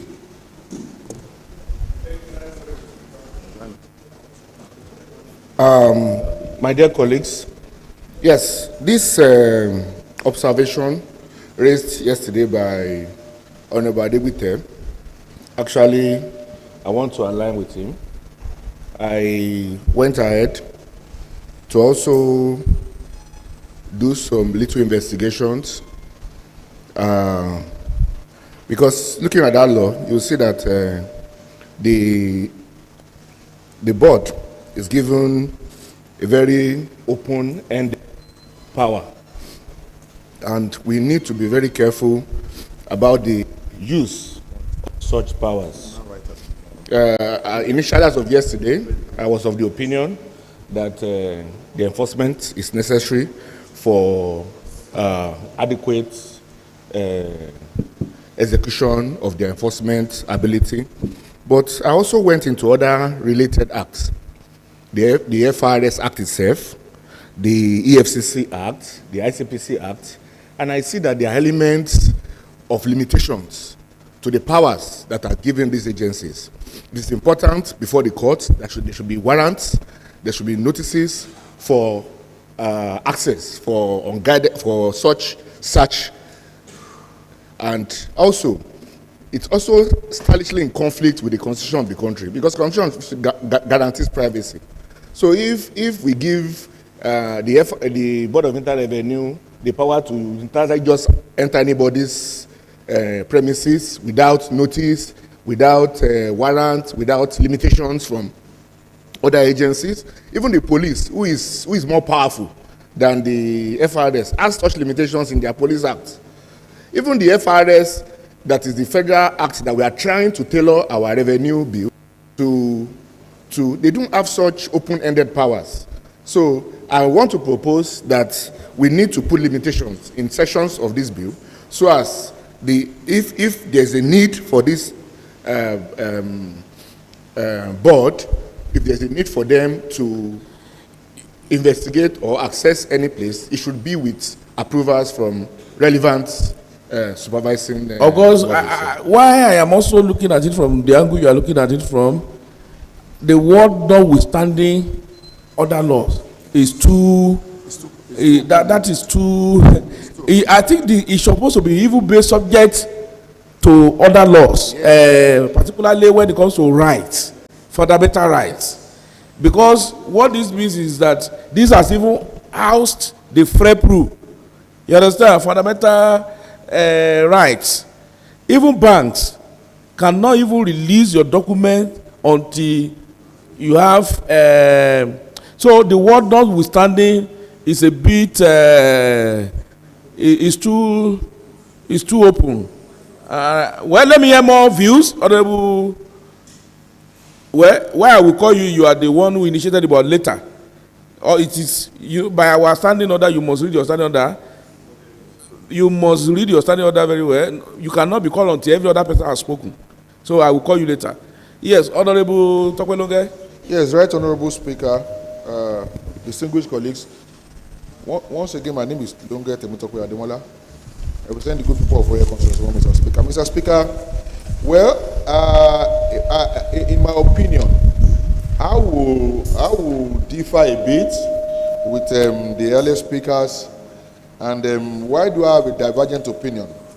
Mr. Speaker, I believe that while I am not against the moderation of the powers of these of the board, I believe that they should also be given autonomous powers to look into the books as specified. To look into the books as specified by this section 51, Mr. Speaker. Naturally, people don't want to pay taxes. People try to evade taxes. And if we, in our attempt to reduce the powers of this tax collection body, I want to opine that we do not give a lacuna for our people, that would not give a lacuna to our people to be able to hide under. Honorable Takwelonga, look at this. Yes, sir. What this place is saying is not about whether people are not paying, that this law is giving power to the tax authority to at any time enter into your property. No, Mr. He said at reasonable times. What is reasonable time? Define reasonable time. Let's define reasonable time. Working hours. Even working hours. Sir, even at working hours, you are now here, and somebody now, because you say reasonable time, and you now say working hour, and where you are seated here, you just heard that somebody is in your room without notice, no prior notice, because the law has said. Because see, notwithstanding any other law, there are laws that give room for notices. There are laws that even says no, you can't invade privacy of another man. There are laws that say no, you cannot break in. And this law is not saying no. This bill, is not saying no. We study those laws. There must be prior notice. There should be prior notice. We might not say go and get. If at all we are not, if we don't want to go the way of getting, so that we don't create judicial making kubas, but there should be prior notice. Well, let me hear more views. I've listened to you. Sir, what if people are trying to deliberately hide information in computers, their books? What if people try to deliberately hide information, hide their earnings? It can happen, Mr. Speaker. Well, that's another argument to you, but whoever want to hide, even if you carry my laptop, you will see it. Thank you, sir. And you know, don't forget there is a law on data protection. And this will also negate that provision of data protection. Yes. I have not called you on this particular matter. Have I called you on this particular matter, sir? Okay, please, go ahead. I will call you after. I have called me, please. Who is there? Okay, I will come back to you. Let me hear you so that I can go straight to the solution first before we cause more. Because me, I'm looking for a solution. Okay, and he said he has the solution. Let me. Right, Yes. Right, Honorable Speaker, esteemed colleagues, I share. My name is Yomi Ayorinde, and I represent Idosi constituencies too. I share the apprehension of Honorable Adegbite and others. But, Sir Sama, tax collection, like they describe it, is like an armed robber job. An armed robber uses gun, while a tax collector uses the law. Honorable Ayobayode, let me even stop you. We are only belaboring this. Yes. Subsection 5. Yes, sir. Of the same section. Yes, sir. Has provided a leeway. I was going to. Yes. So don't let us waste our time. When we go to subsection 5, Honorable Adegbite, you are the one that raised it. Subsection 5. Let's go and look at subsection 5 so that we don't waste our energy needlessly. Yes, subsection 5 is clear and non-ambiguous. So I don't think we should waste our time anymore. Honorable, I will call you, sorry. Thank you, sir. My name is Adeteju Okwiga, representing Bonyi. What I just want to say, Right Honorable Speaker, is that maybe you can give us more time today, then we come back tomorrow. No, these are settled. It's settled. No, sir. It's settled. Please. Okay. It's settled. Okay. Akinde, please read that subsection. Right Honorable Speaker, thank you. And dear honorable colleagues, good afternoon once again. My name is Honorable Femi Olanrewaju Akindele. I represent the entire celestial and terrestrial bodies of Report Development Constituency 1. Right Honorable Speaker, I saw this coming since yesterday when I opposed that particular view at the floor of this House. Right Honorable Speaker, this same bill before us has provided solution for all this.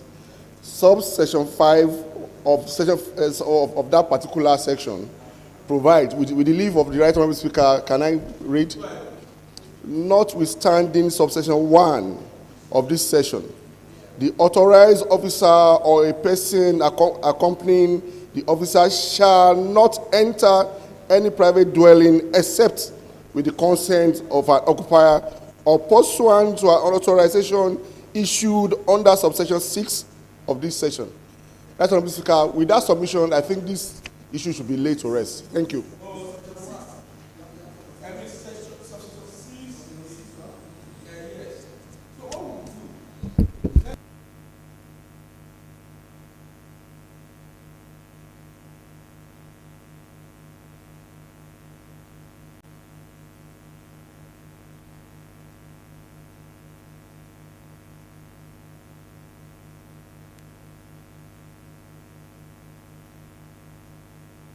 An authorized officer of the service shall at all reasonable time or without prejudice, instead of notwithstanding, without prejudice to any other provisions. You understand? And authorized. I think that is better. But the word notwithstanding, I don't want us to put it. Without prejudice, yes. Yes, we must also protect the right of our people. Okay, let's leave it at an authorized officer of the service shall at all times, all reasonable times, have free access to all land. Then subsection 6 now make a leeway. Mr. Speaker. Those in favor that this one part of this law with the amendment, say aye. Aye. Those against say nay. Nay. Hey.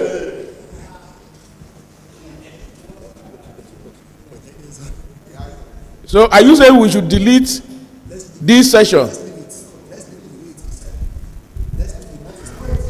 Mr. Speaker, observation. We should leave it as it is. Yes. Okay, those in favor that we leave it as the way as it is, say aye. Aye. Those against say nay. The ayes have it. Thank you. So section 52. Section 52, power to remove books and documents. Section 53, power to appoint agents. Section 54, power to distrain. Section 55, power to co-opt. Meanwhile, members should not forget that after this plenary session, there is going to be special executive session. So we still have a lot to do today, and that does not stop us from looking into this bill the way we should look into it in total. And only those who are here to the end of this sitting are to be part of the special executive session. Thank you. Section 56, special purpose tax officers. Section 57, tax investigation. Section 58, power to pay reward. Section 59, recovery of tax.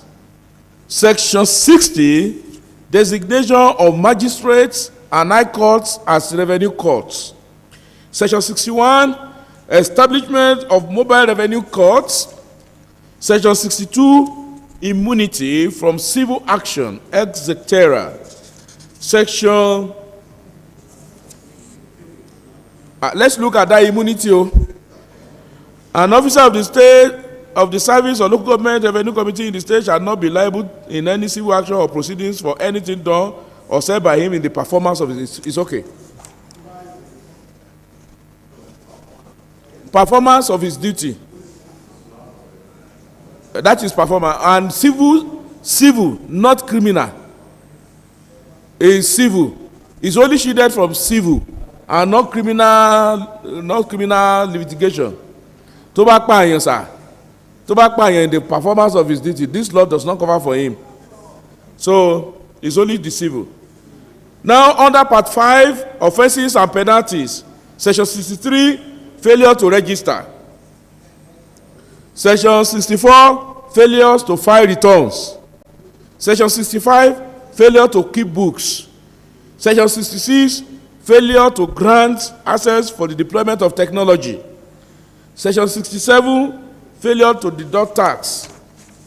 Section 68, failure to remit tax deducted as source or self-account. Section 69, failure to pay dues, taxes, levies, rates, etc. Section 70, failure to stamp. Section 71, failure to disclose facts in a dutiable instrument. Section 72, fraud in relation to stamps. Section 73, failure to notify change of address. Section 74, obstruction. Section 75, untrue declaration. Section 76, counterfeiting documents. Section 77, penalties for offenses by authorized and unauthorized persons. Section 78, penalty where offenders are harmed. Section 79, connivance to contravene provisions of this law. Section 80, impersonation of authorized officer. Section 81, power to prosecute. Section 82, power to compound offenses. Section 83, general penalty. Those in favor that this form part of this bill as amended say aye. Those against say nay. The ayes have it. Part 6, Section 80, that is general provisions now. Tax clearance certificate, Section 84. Section 85, unauthorized disclosure. Section 86, official secrecy and confidentiality. Section 87, service to be subject to general direction of the governor. Section 88, delegation of powers of the board. Section 89, signature of the executive chairman. Section 90, imposition of surcharge. Section 91, limitation of suits against the service. I need to read this one because we must always protect our people. Suits. Subject to the provision of this law, the provisions of the Public Officers Protection Law shall apply in relation to any suit instituted against any member, officer, or employee of the service. No suit shall lie or be instituted in any court against the executive chairman, members of the board, or any other employee of the service for any act done in pursuance or execution of this law, or any other tax laws, or any public duties or authority, or in respect of any alleged neglect or default in the execution of this law, or any other enactment duties, unless it is commenced within 3 months after the act, neglect, or default complained of, or in the case of a continuation of damage or injury within 6 months after decision thereof. I think it's good. It's okay. Then, no suit shall be commenced against the executive chairman, members of the board, or any other employee of the service before the expiration of a period of 1 month. This is the area I'm always having issue with. All these pre-action notice for settlement, okay, of 1 month after written notice of intention to commence the suit must have been served on the service by the claimant or his agent. But in another judgment, the court has also frowned in some areas on this pre-action notice because some institutions for example, where the matter in question, the rest will have been destroyed within the period of that 1 month. So what happens? But let's look at it. I mean, leave it. I know court always use their discretion on matter of this nature. They now said the notice referred to in subsection 3 shall clearly and explicitly state the course of action, the particulars of the claim, the name and place of abode of the claimant, the relief, which I think that one is better. Now, section 92, service of document, 93, indemnity, and if you're in support that these sections under part 6 form part of this bill as amended, yes, Honorable Tunde, okay? Okay, form part of this bill as amended, say aye. If you're against, say nay. The ayes have it. Part 7. I have told you that this gathering is not just for approval alone, it's also a wake-up call. Part 7. This is under miscellaneous provisions. Section 94 under this is settlement of disputes. Section 95, establishment of a body of appeal commissioners. Section 96, notice of appeal. Section 97, proceedings and decision of appeal commissioners. Section 98, appeal against decisions. Section 99, establishment of the grievances redress panel. Section 100, power to make regulations. Section 101, savings and transitional provisions related to employees of the service. Section 102, existing properties and assets. Section 103, continuation of board members. Section 104, continuation and completion of disciplinary proceedings. Section 105, transfer of rights and obligation. Section 106, relevance of other laws.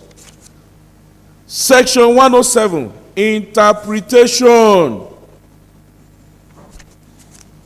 Interpretation. Those in favor that section 97 under part 7, section 94 under part 7 to section 107 form part of this bill for consideration for passage and together with the amendment made and proposed by the committee. Those in favor that this form part of it say aye. And those against say nay. The ayes have it. Then we have schedules. Schedules. Together with the additional information by the committee, additional schedules attached to it by the committee. Observation, sir. Your observation. Right, Honorable Speaker. I think it's an omission. My name is Lunga Temitope Ademola. I think it's an omission. There is section 108, which is a repeal, and 109, which is citation. Before schedule? Before the schedule. Well, you can also understand my situation here. You should understand the situation. So if I don't see it, that's why you are there, to call my attention to it. You have walked out of this place more than 3 times. I have not been able to stand up from this seat. And you are now saying, well, you are very correct. Section 108, repeal. Section 109, citation. Those in favor that this form part of this, no, let's just take that repeal. Let us know that it actually covers everything that is needed to cover.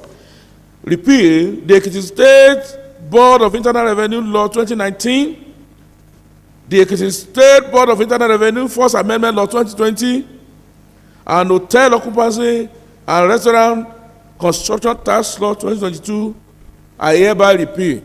Please, I hope there are no other revenue laws that are not captured there. Yes, there is another one. There is another amendment, number 35 of 2020. Let's include it, incorporate it. so that another person will not go and take it up and say this law is still in existence. Number 35. That is the States Board of Internal Revenue, Second Amendment, number 35 of Law of 2020. Please put it there. It's not captured. Ekiti State Board of Internal Revenue, Law and Revenue, Second Amendment, number 35. Please note that of 2020 is also repealed. Observation. Yes, sir.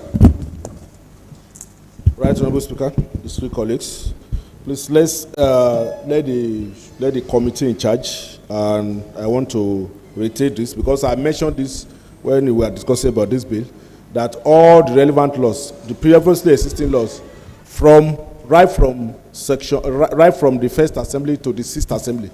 I know that in the sixth assembly we even passed 2 laws concerning this. Right, Honorable, sir. And I think we should. Right, Honorable. Yes, sir. Those ones had already been repealed. Okay. By the automatically 2022. Yes.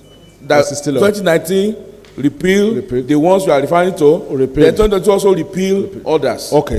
So that's why we don't have. I just want us to be sure. Thank you. That's why we don't have issues with it again. All right. So all the previous law has been repealed by the last law we made in 2019. Okay. Thank you. Thank you, sir. All right.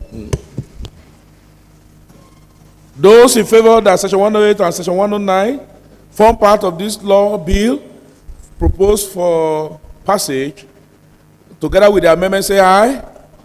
Those against, say nay. The ayes have it. Now, schedules. First, schedules, objective and application.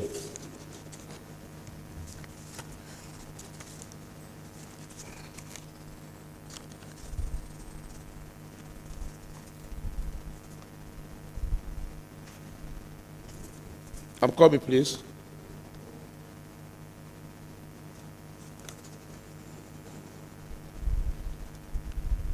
I received a letter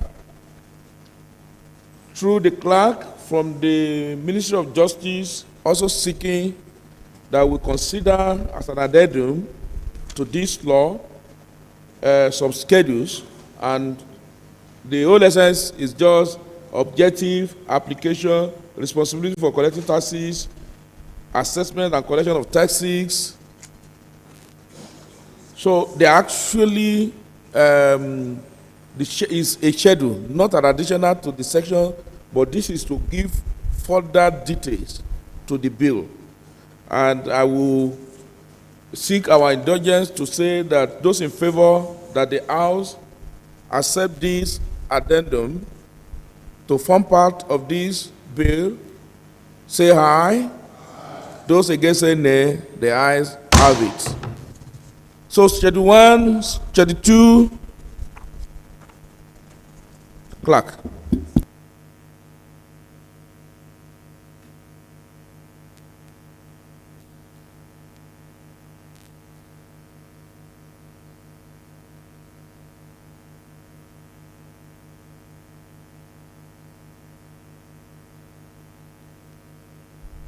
That this House incorporate Schedule 1, Schedule 2, Schedule 3, and Schedule 4 together with the addendum to this bill, say aye.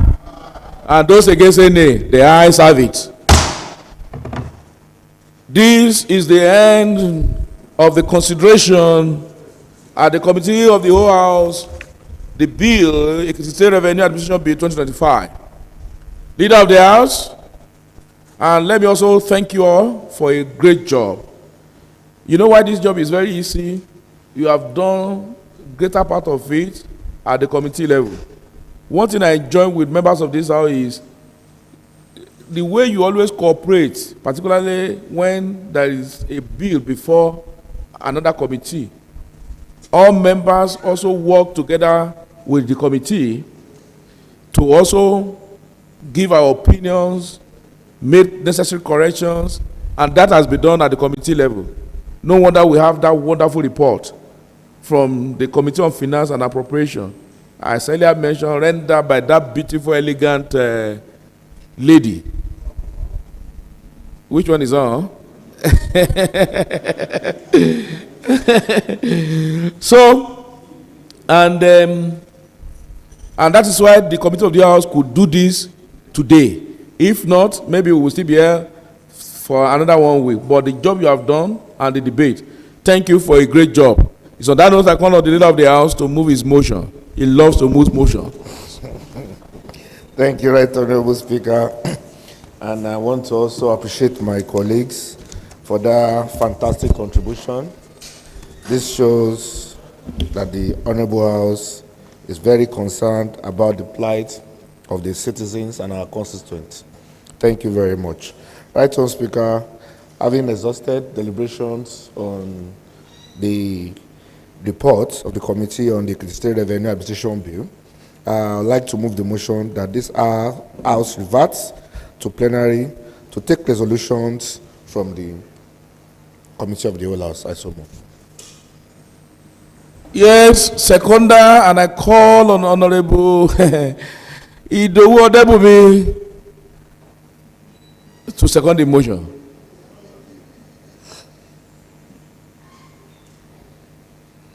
Thank you, Mr. Speaker.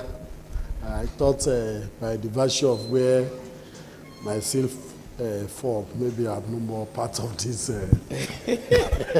And with the media people covering my face with their gadgets. Right Honorable Speaker, distinguished Honorable Member, my name is Honorable Idowu Odebumi, representing the good people of Oye Constituency 2. I rise this afternoon to second the motion being moved by Leader of Government Business that the House should dissolve to plenary. Thank you, Mr. Speaker.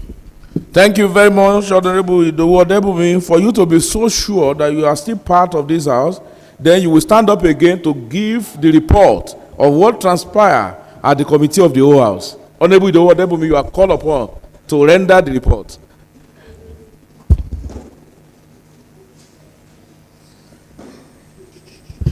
Right Honorable Speaker, distinguished Honorable colleagues, my name is still my name, Honorable Idowu Odebumi, representing good people of Oye Constituency 2. Mr. Speaker, I rise to. And not render nothing or nothing stand. We are here to revert, dissolve back to plenary. So those in favor that this house dissolve back to plenary say aye, and those against say nay. The ayes have it. Now, Honorable Odebumi, fortunately you have the window to get more equipped. Then you can go ahead and give the report of what transpired at the Committee of the Whole House, particularly in consideration of this Revenue Administration Bill 2025. Thank you very much, Mr. Speaker. Distinguished honorable colleagues, at the Committee of the Whole House, the committee looked critically to some section as it's related to the welfare of our people, and also the areas it affected tax evasion and exception. We make necessary adjustment on every schedule and section by section, and we resolved that every amendment should be made and corrections should be fixed. Thank you, Mr. Speaker.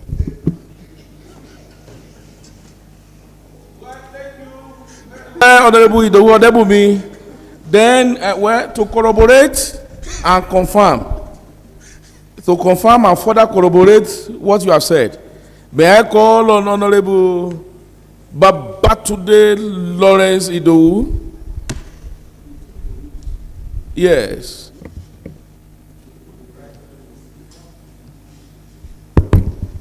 Thank you, Right Honorable Speaker. Distinguished colleagues of Ekiti State House of Assembly, I am Honorable Tunde Idowu. I represent Ikere Constituency 2. Mr. Speaker, I rise as directed by your Lordship, the Right Honorable Speaker, to confirm and to support that what Honorable Odebumi Idowu has submitted was the true situation. I thought you only corroborate, but now you are only confirming. Okay, please go ahead. Reflection. Situation of the House of the Committee of the whole House. That the committee were able to scrutinize line by line, page by page, offer different amendments, and was agreed upon at each section, each schedule throughout the bill that was before us, and the House concluded, the committee concluded that the bill should be approved and we should revert to the committee at the plenary section. Thank you, Right Honorable Speakers. Well, I have also read in the Holy Scripture that it's only in the mouth of 2 or 3 witnesses shall the truth be established. If that is the case, then Honorable Bosolo Okere can now establish this truth.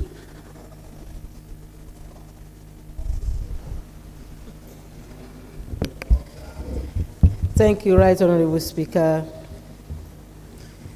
I'm Honorable Bosolo Okere. I represent the good people of a special republic that is existing within the state. That is Efon Republic. Distinguished colleagues, good afternoon. I rise this afternoon to confirm what the two colleagues, Honorable Odebumi Idowu and Honorable Babatunde Idowu, said that is exactly what transpired at the committee of the whole House. Thank you very much, Honorable Bosolo Okere. I thank you, even though I have said that in the mouth of 2 or 3 witnesses shall the truth be established. And if the truth established, an eyewitness account could also be called upon. So, Honorable Ogushaki, I think you should be an eyewitness. Give your eyewitness account on this confirmation made to the truth rendered by Honorable Idowu Odebumi, confirmed, corroborated by Honorable Tunde Idowu, which was, and the eyewitness account was also given. But please, let us hear you. At least every other person will speak. Thank you. Thank you, Right Honorable Speaker. I am Oladile Ogushaki. I represent the good people of Ekiti's Constituency 1.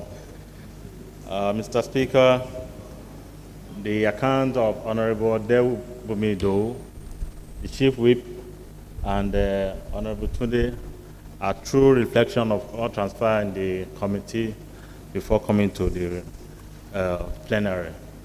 Thank you very much. Amendments were made, and that was the true reflection of what happened in the House. Thank you very much. The truth of the matter, it will not be hard that when we are talking about the Ekiti State Revenue Administration Bill 2025, when we are discussing it and the day it was passed into law or about to be passed into law, it will not be said, and it will not be, people will not be able to say that because somebody lost his father and he was unable to say anything. So, Honorable Karim Agunbiade, can you just confirm that what they have said is correct? Right Honorable Speaker, distinguished other colleagues, what Honorable Idowu Odebumi and Honorable Idowu Babatunde Idowu and Bosede Olowo Okere. You mean Honorable Bosede Olayinka Olowo Okere? Honorable Bosede Olowo Okere and Honorable Ogunsakin. What they have said is the truth. What transformed at the committee of the House. Of the whole House. Thank you. Thank you, sir. Thank you. Thank you. At least we know that despite the fact that you lost your dad, yes, you made contribution to the revenue. And the truth of the matter, you always have a very good partner in Honorable Johnson Oyekola Bode Adeoye. Honorable Johnson Oyekola Bode Adeoye. Yes. Right Honorable Speaker, my distinguished colleagues, Permit me to first say this one. It's a very popular palace. Wọ́n ní ẹlẹ́rìí wo ló tún kù lẹ́yìn ẹlẹ́rìí Jehovah. Mr. Speaker, the account given by Honorable Idowu Odebunmi, corroborated by Honorable Tunde Idowu, witnessed by Honorable Bosede Olowo Okere, also witnessed by Honorable Dele Ogunshake, with another testimony from Honorable Karim Agumbiade, are all correct and accurate account of what transpired at the committee. Thank you very much. Thank you. Well, thank you. It's on that note, even though Pa Tony Adaramodu will be called upon at the right time, I think truly what really transpired at the Committee of the Whole House has sufficiently been said by those who have spoken. Today, by the grace of God, you recall that this bill is an executive bill transmitted to us, went through first reading, debated, thoroughly debated by this House, committed to Committee on Finance and Appropriation, Committee and all members of this House work alongside Committee on Finance and Appropriation. They conducted public hearing, brought in all stakeholders, looked into the bill line by line. They came up with a report. The report again was brought and committed to the Committee of the Whole House. The Committee of the Whole House considered the report alongside the bill itself, and this was scrutinized, and the Committee of the Whole House finally agreed that this bill can now go for passage at plenary. Those in favor that this is the true reflection of what transpired, say aye. Those against say nay. The ayes have it. It's on that note that brought this bill to plenary, and to say that from the Title Ekiti State Revenue Administration Bill 2025 and from Section 1 to Section 109, together with the schedules, first, second, third, fourth schedules, were properly scrutinized and by members of this House, an amendment made to it. I now put the question that those in favor that the title of this bill is Ekiti State Revenue Administration Bill, as amended, agreed to, and that from Section 1 to Section 109 and Schedule 1 to 4 were, together with the amendment, those in favor that this should now form part of this bill and to be passed into law by this House, say aye. Those against say nay. The ayes have it. So I call on the clerk to take the third reading of this bill. Right Honorable Speaker, sir. Distinguished honorable members. Ekiti State Revenue Administration Bill 2025, third reading. Thank you.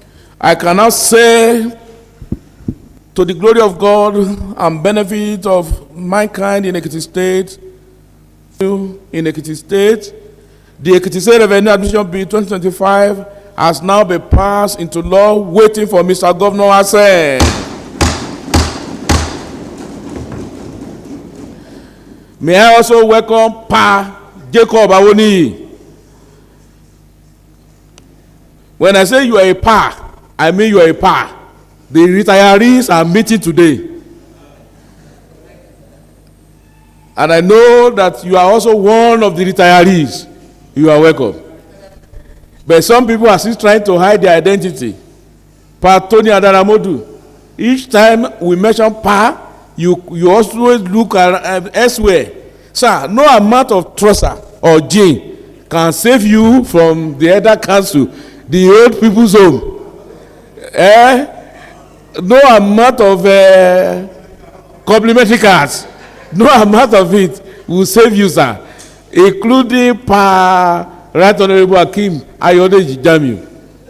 Even no amount of your jogging on the streets We'll stop you. Well, dear colleagues, I must thank you all for this. Leader of the House. Good Speaker, our next item is item 3, and that's further consideration of the reports of the Committee of the Whole House on Mr. Sheun Fakwade as Commissioner Designate in Ekiti State. Well, thank you very much, dear colleagues. You recall that Mr. Sheun Fakwade earlier appeared before this. He was, number one of the nominees presented to this House by the Governor of Ekiti State. And he was also screened by this House, but his confirmation was stood down because of a petition received. That petition was also considered at a committee of the whole House. This House also cleared him at the end of the consideration, particularly with the response that he gave, also with an advice that he should also mend fences with the political class in his local government. The committee of the whole House, having done that, also recommended him for approval at the next business day, which is now today. It's on that note that I'm also now putting Mr. Sheun Fakwade forward for your consideration and for your approval.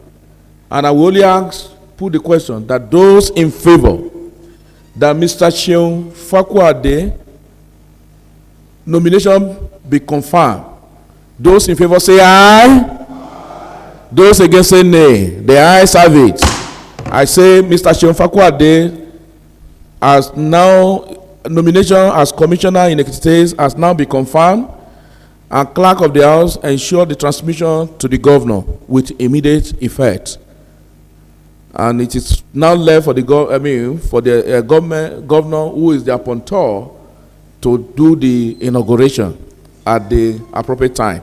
Thank you.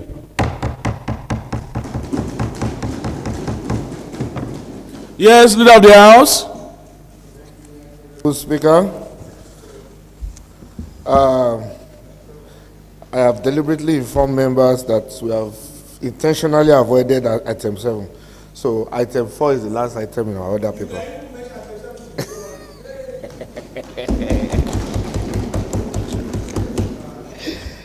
Item Speaker, our items 4, which is the last item, is adjournment. And in view of this, Item Speaker, I would like to move the motion that this House, Honorable House, adjourns its sitting until tomorrow, Thursday, December 18, 2025. I so move. Any seconder to that?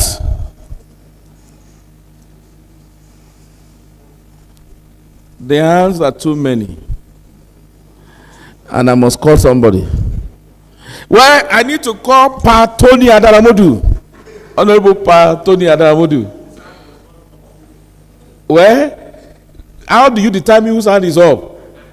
The hands that are up are only known to the speaker. Right, Honorable Speaker, dear colleagues, my name is Honorable Tony Kehinde Adaramodu, representing the good people of the Southwest Constituency 1. I hereby second the motion that the House adjourned to Thursday, December 18th, 2025. So second. Under motion for adjournment, let me inform us that tomorrow's sitting is crucial and very important. Remember that we have just committed the report to the Committee of Supply. And when you ask Committee of Supply, what comes to mind is money bill. And that money bill is appropriation, and which is consideration of how Ekiti is going to look like in 2026. And as representative of the people, I think it is very important for you to be part, most especially to represent the interests of your people, because at Committee of Supply, already it means that we are moving to the final stage of the passage of the budget. So tomorrow, the House will be sitting. And I think tomorrow should be like a single line item, except we have bills just for first reading. If not, then we should have just a single line item tomorrow so that we can sit. And I implore us, let us come also very early so that we can do it as appropriate. And if God allows, then we can pass this bill. I know you have really commitment to service, dedication to work. It's only God that can reward. And tomorrow, it is important to also make it known that the House will be going on recess. At a date, we will announce it tomorrow for a date that the recess will start. So let us all be around, particularly that it's likely to be the last sitting for the year. It's likely to be the last sitting for the year. At least we should also go and rest, be with our constituents and be with our family.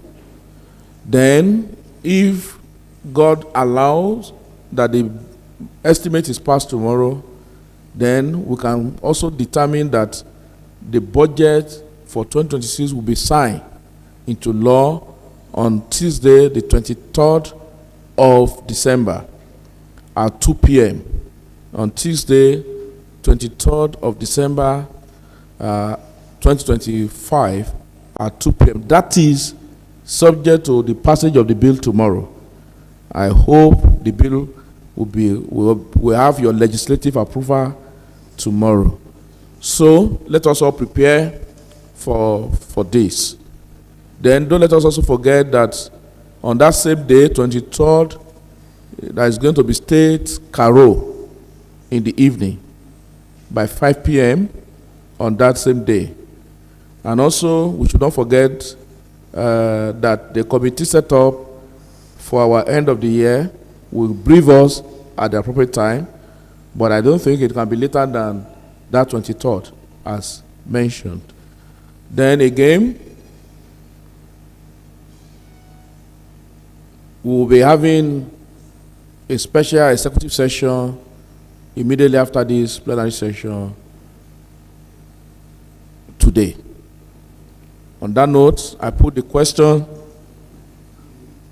that those in favor that this House adjourn this plenary sitting to tomorrow, Thursday, the 18th day of December 2025, press yes. And those against, press nay.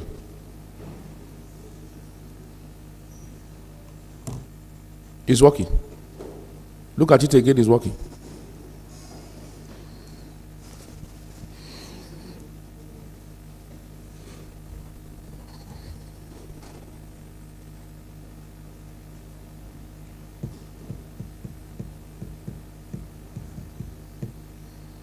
Thank you. 17 people voted. One will always say no. I don't even want to know the identity of that person. What I am concerned with are those who say yes. 16 people said yes.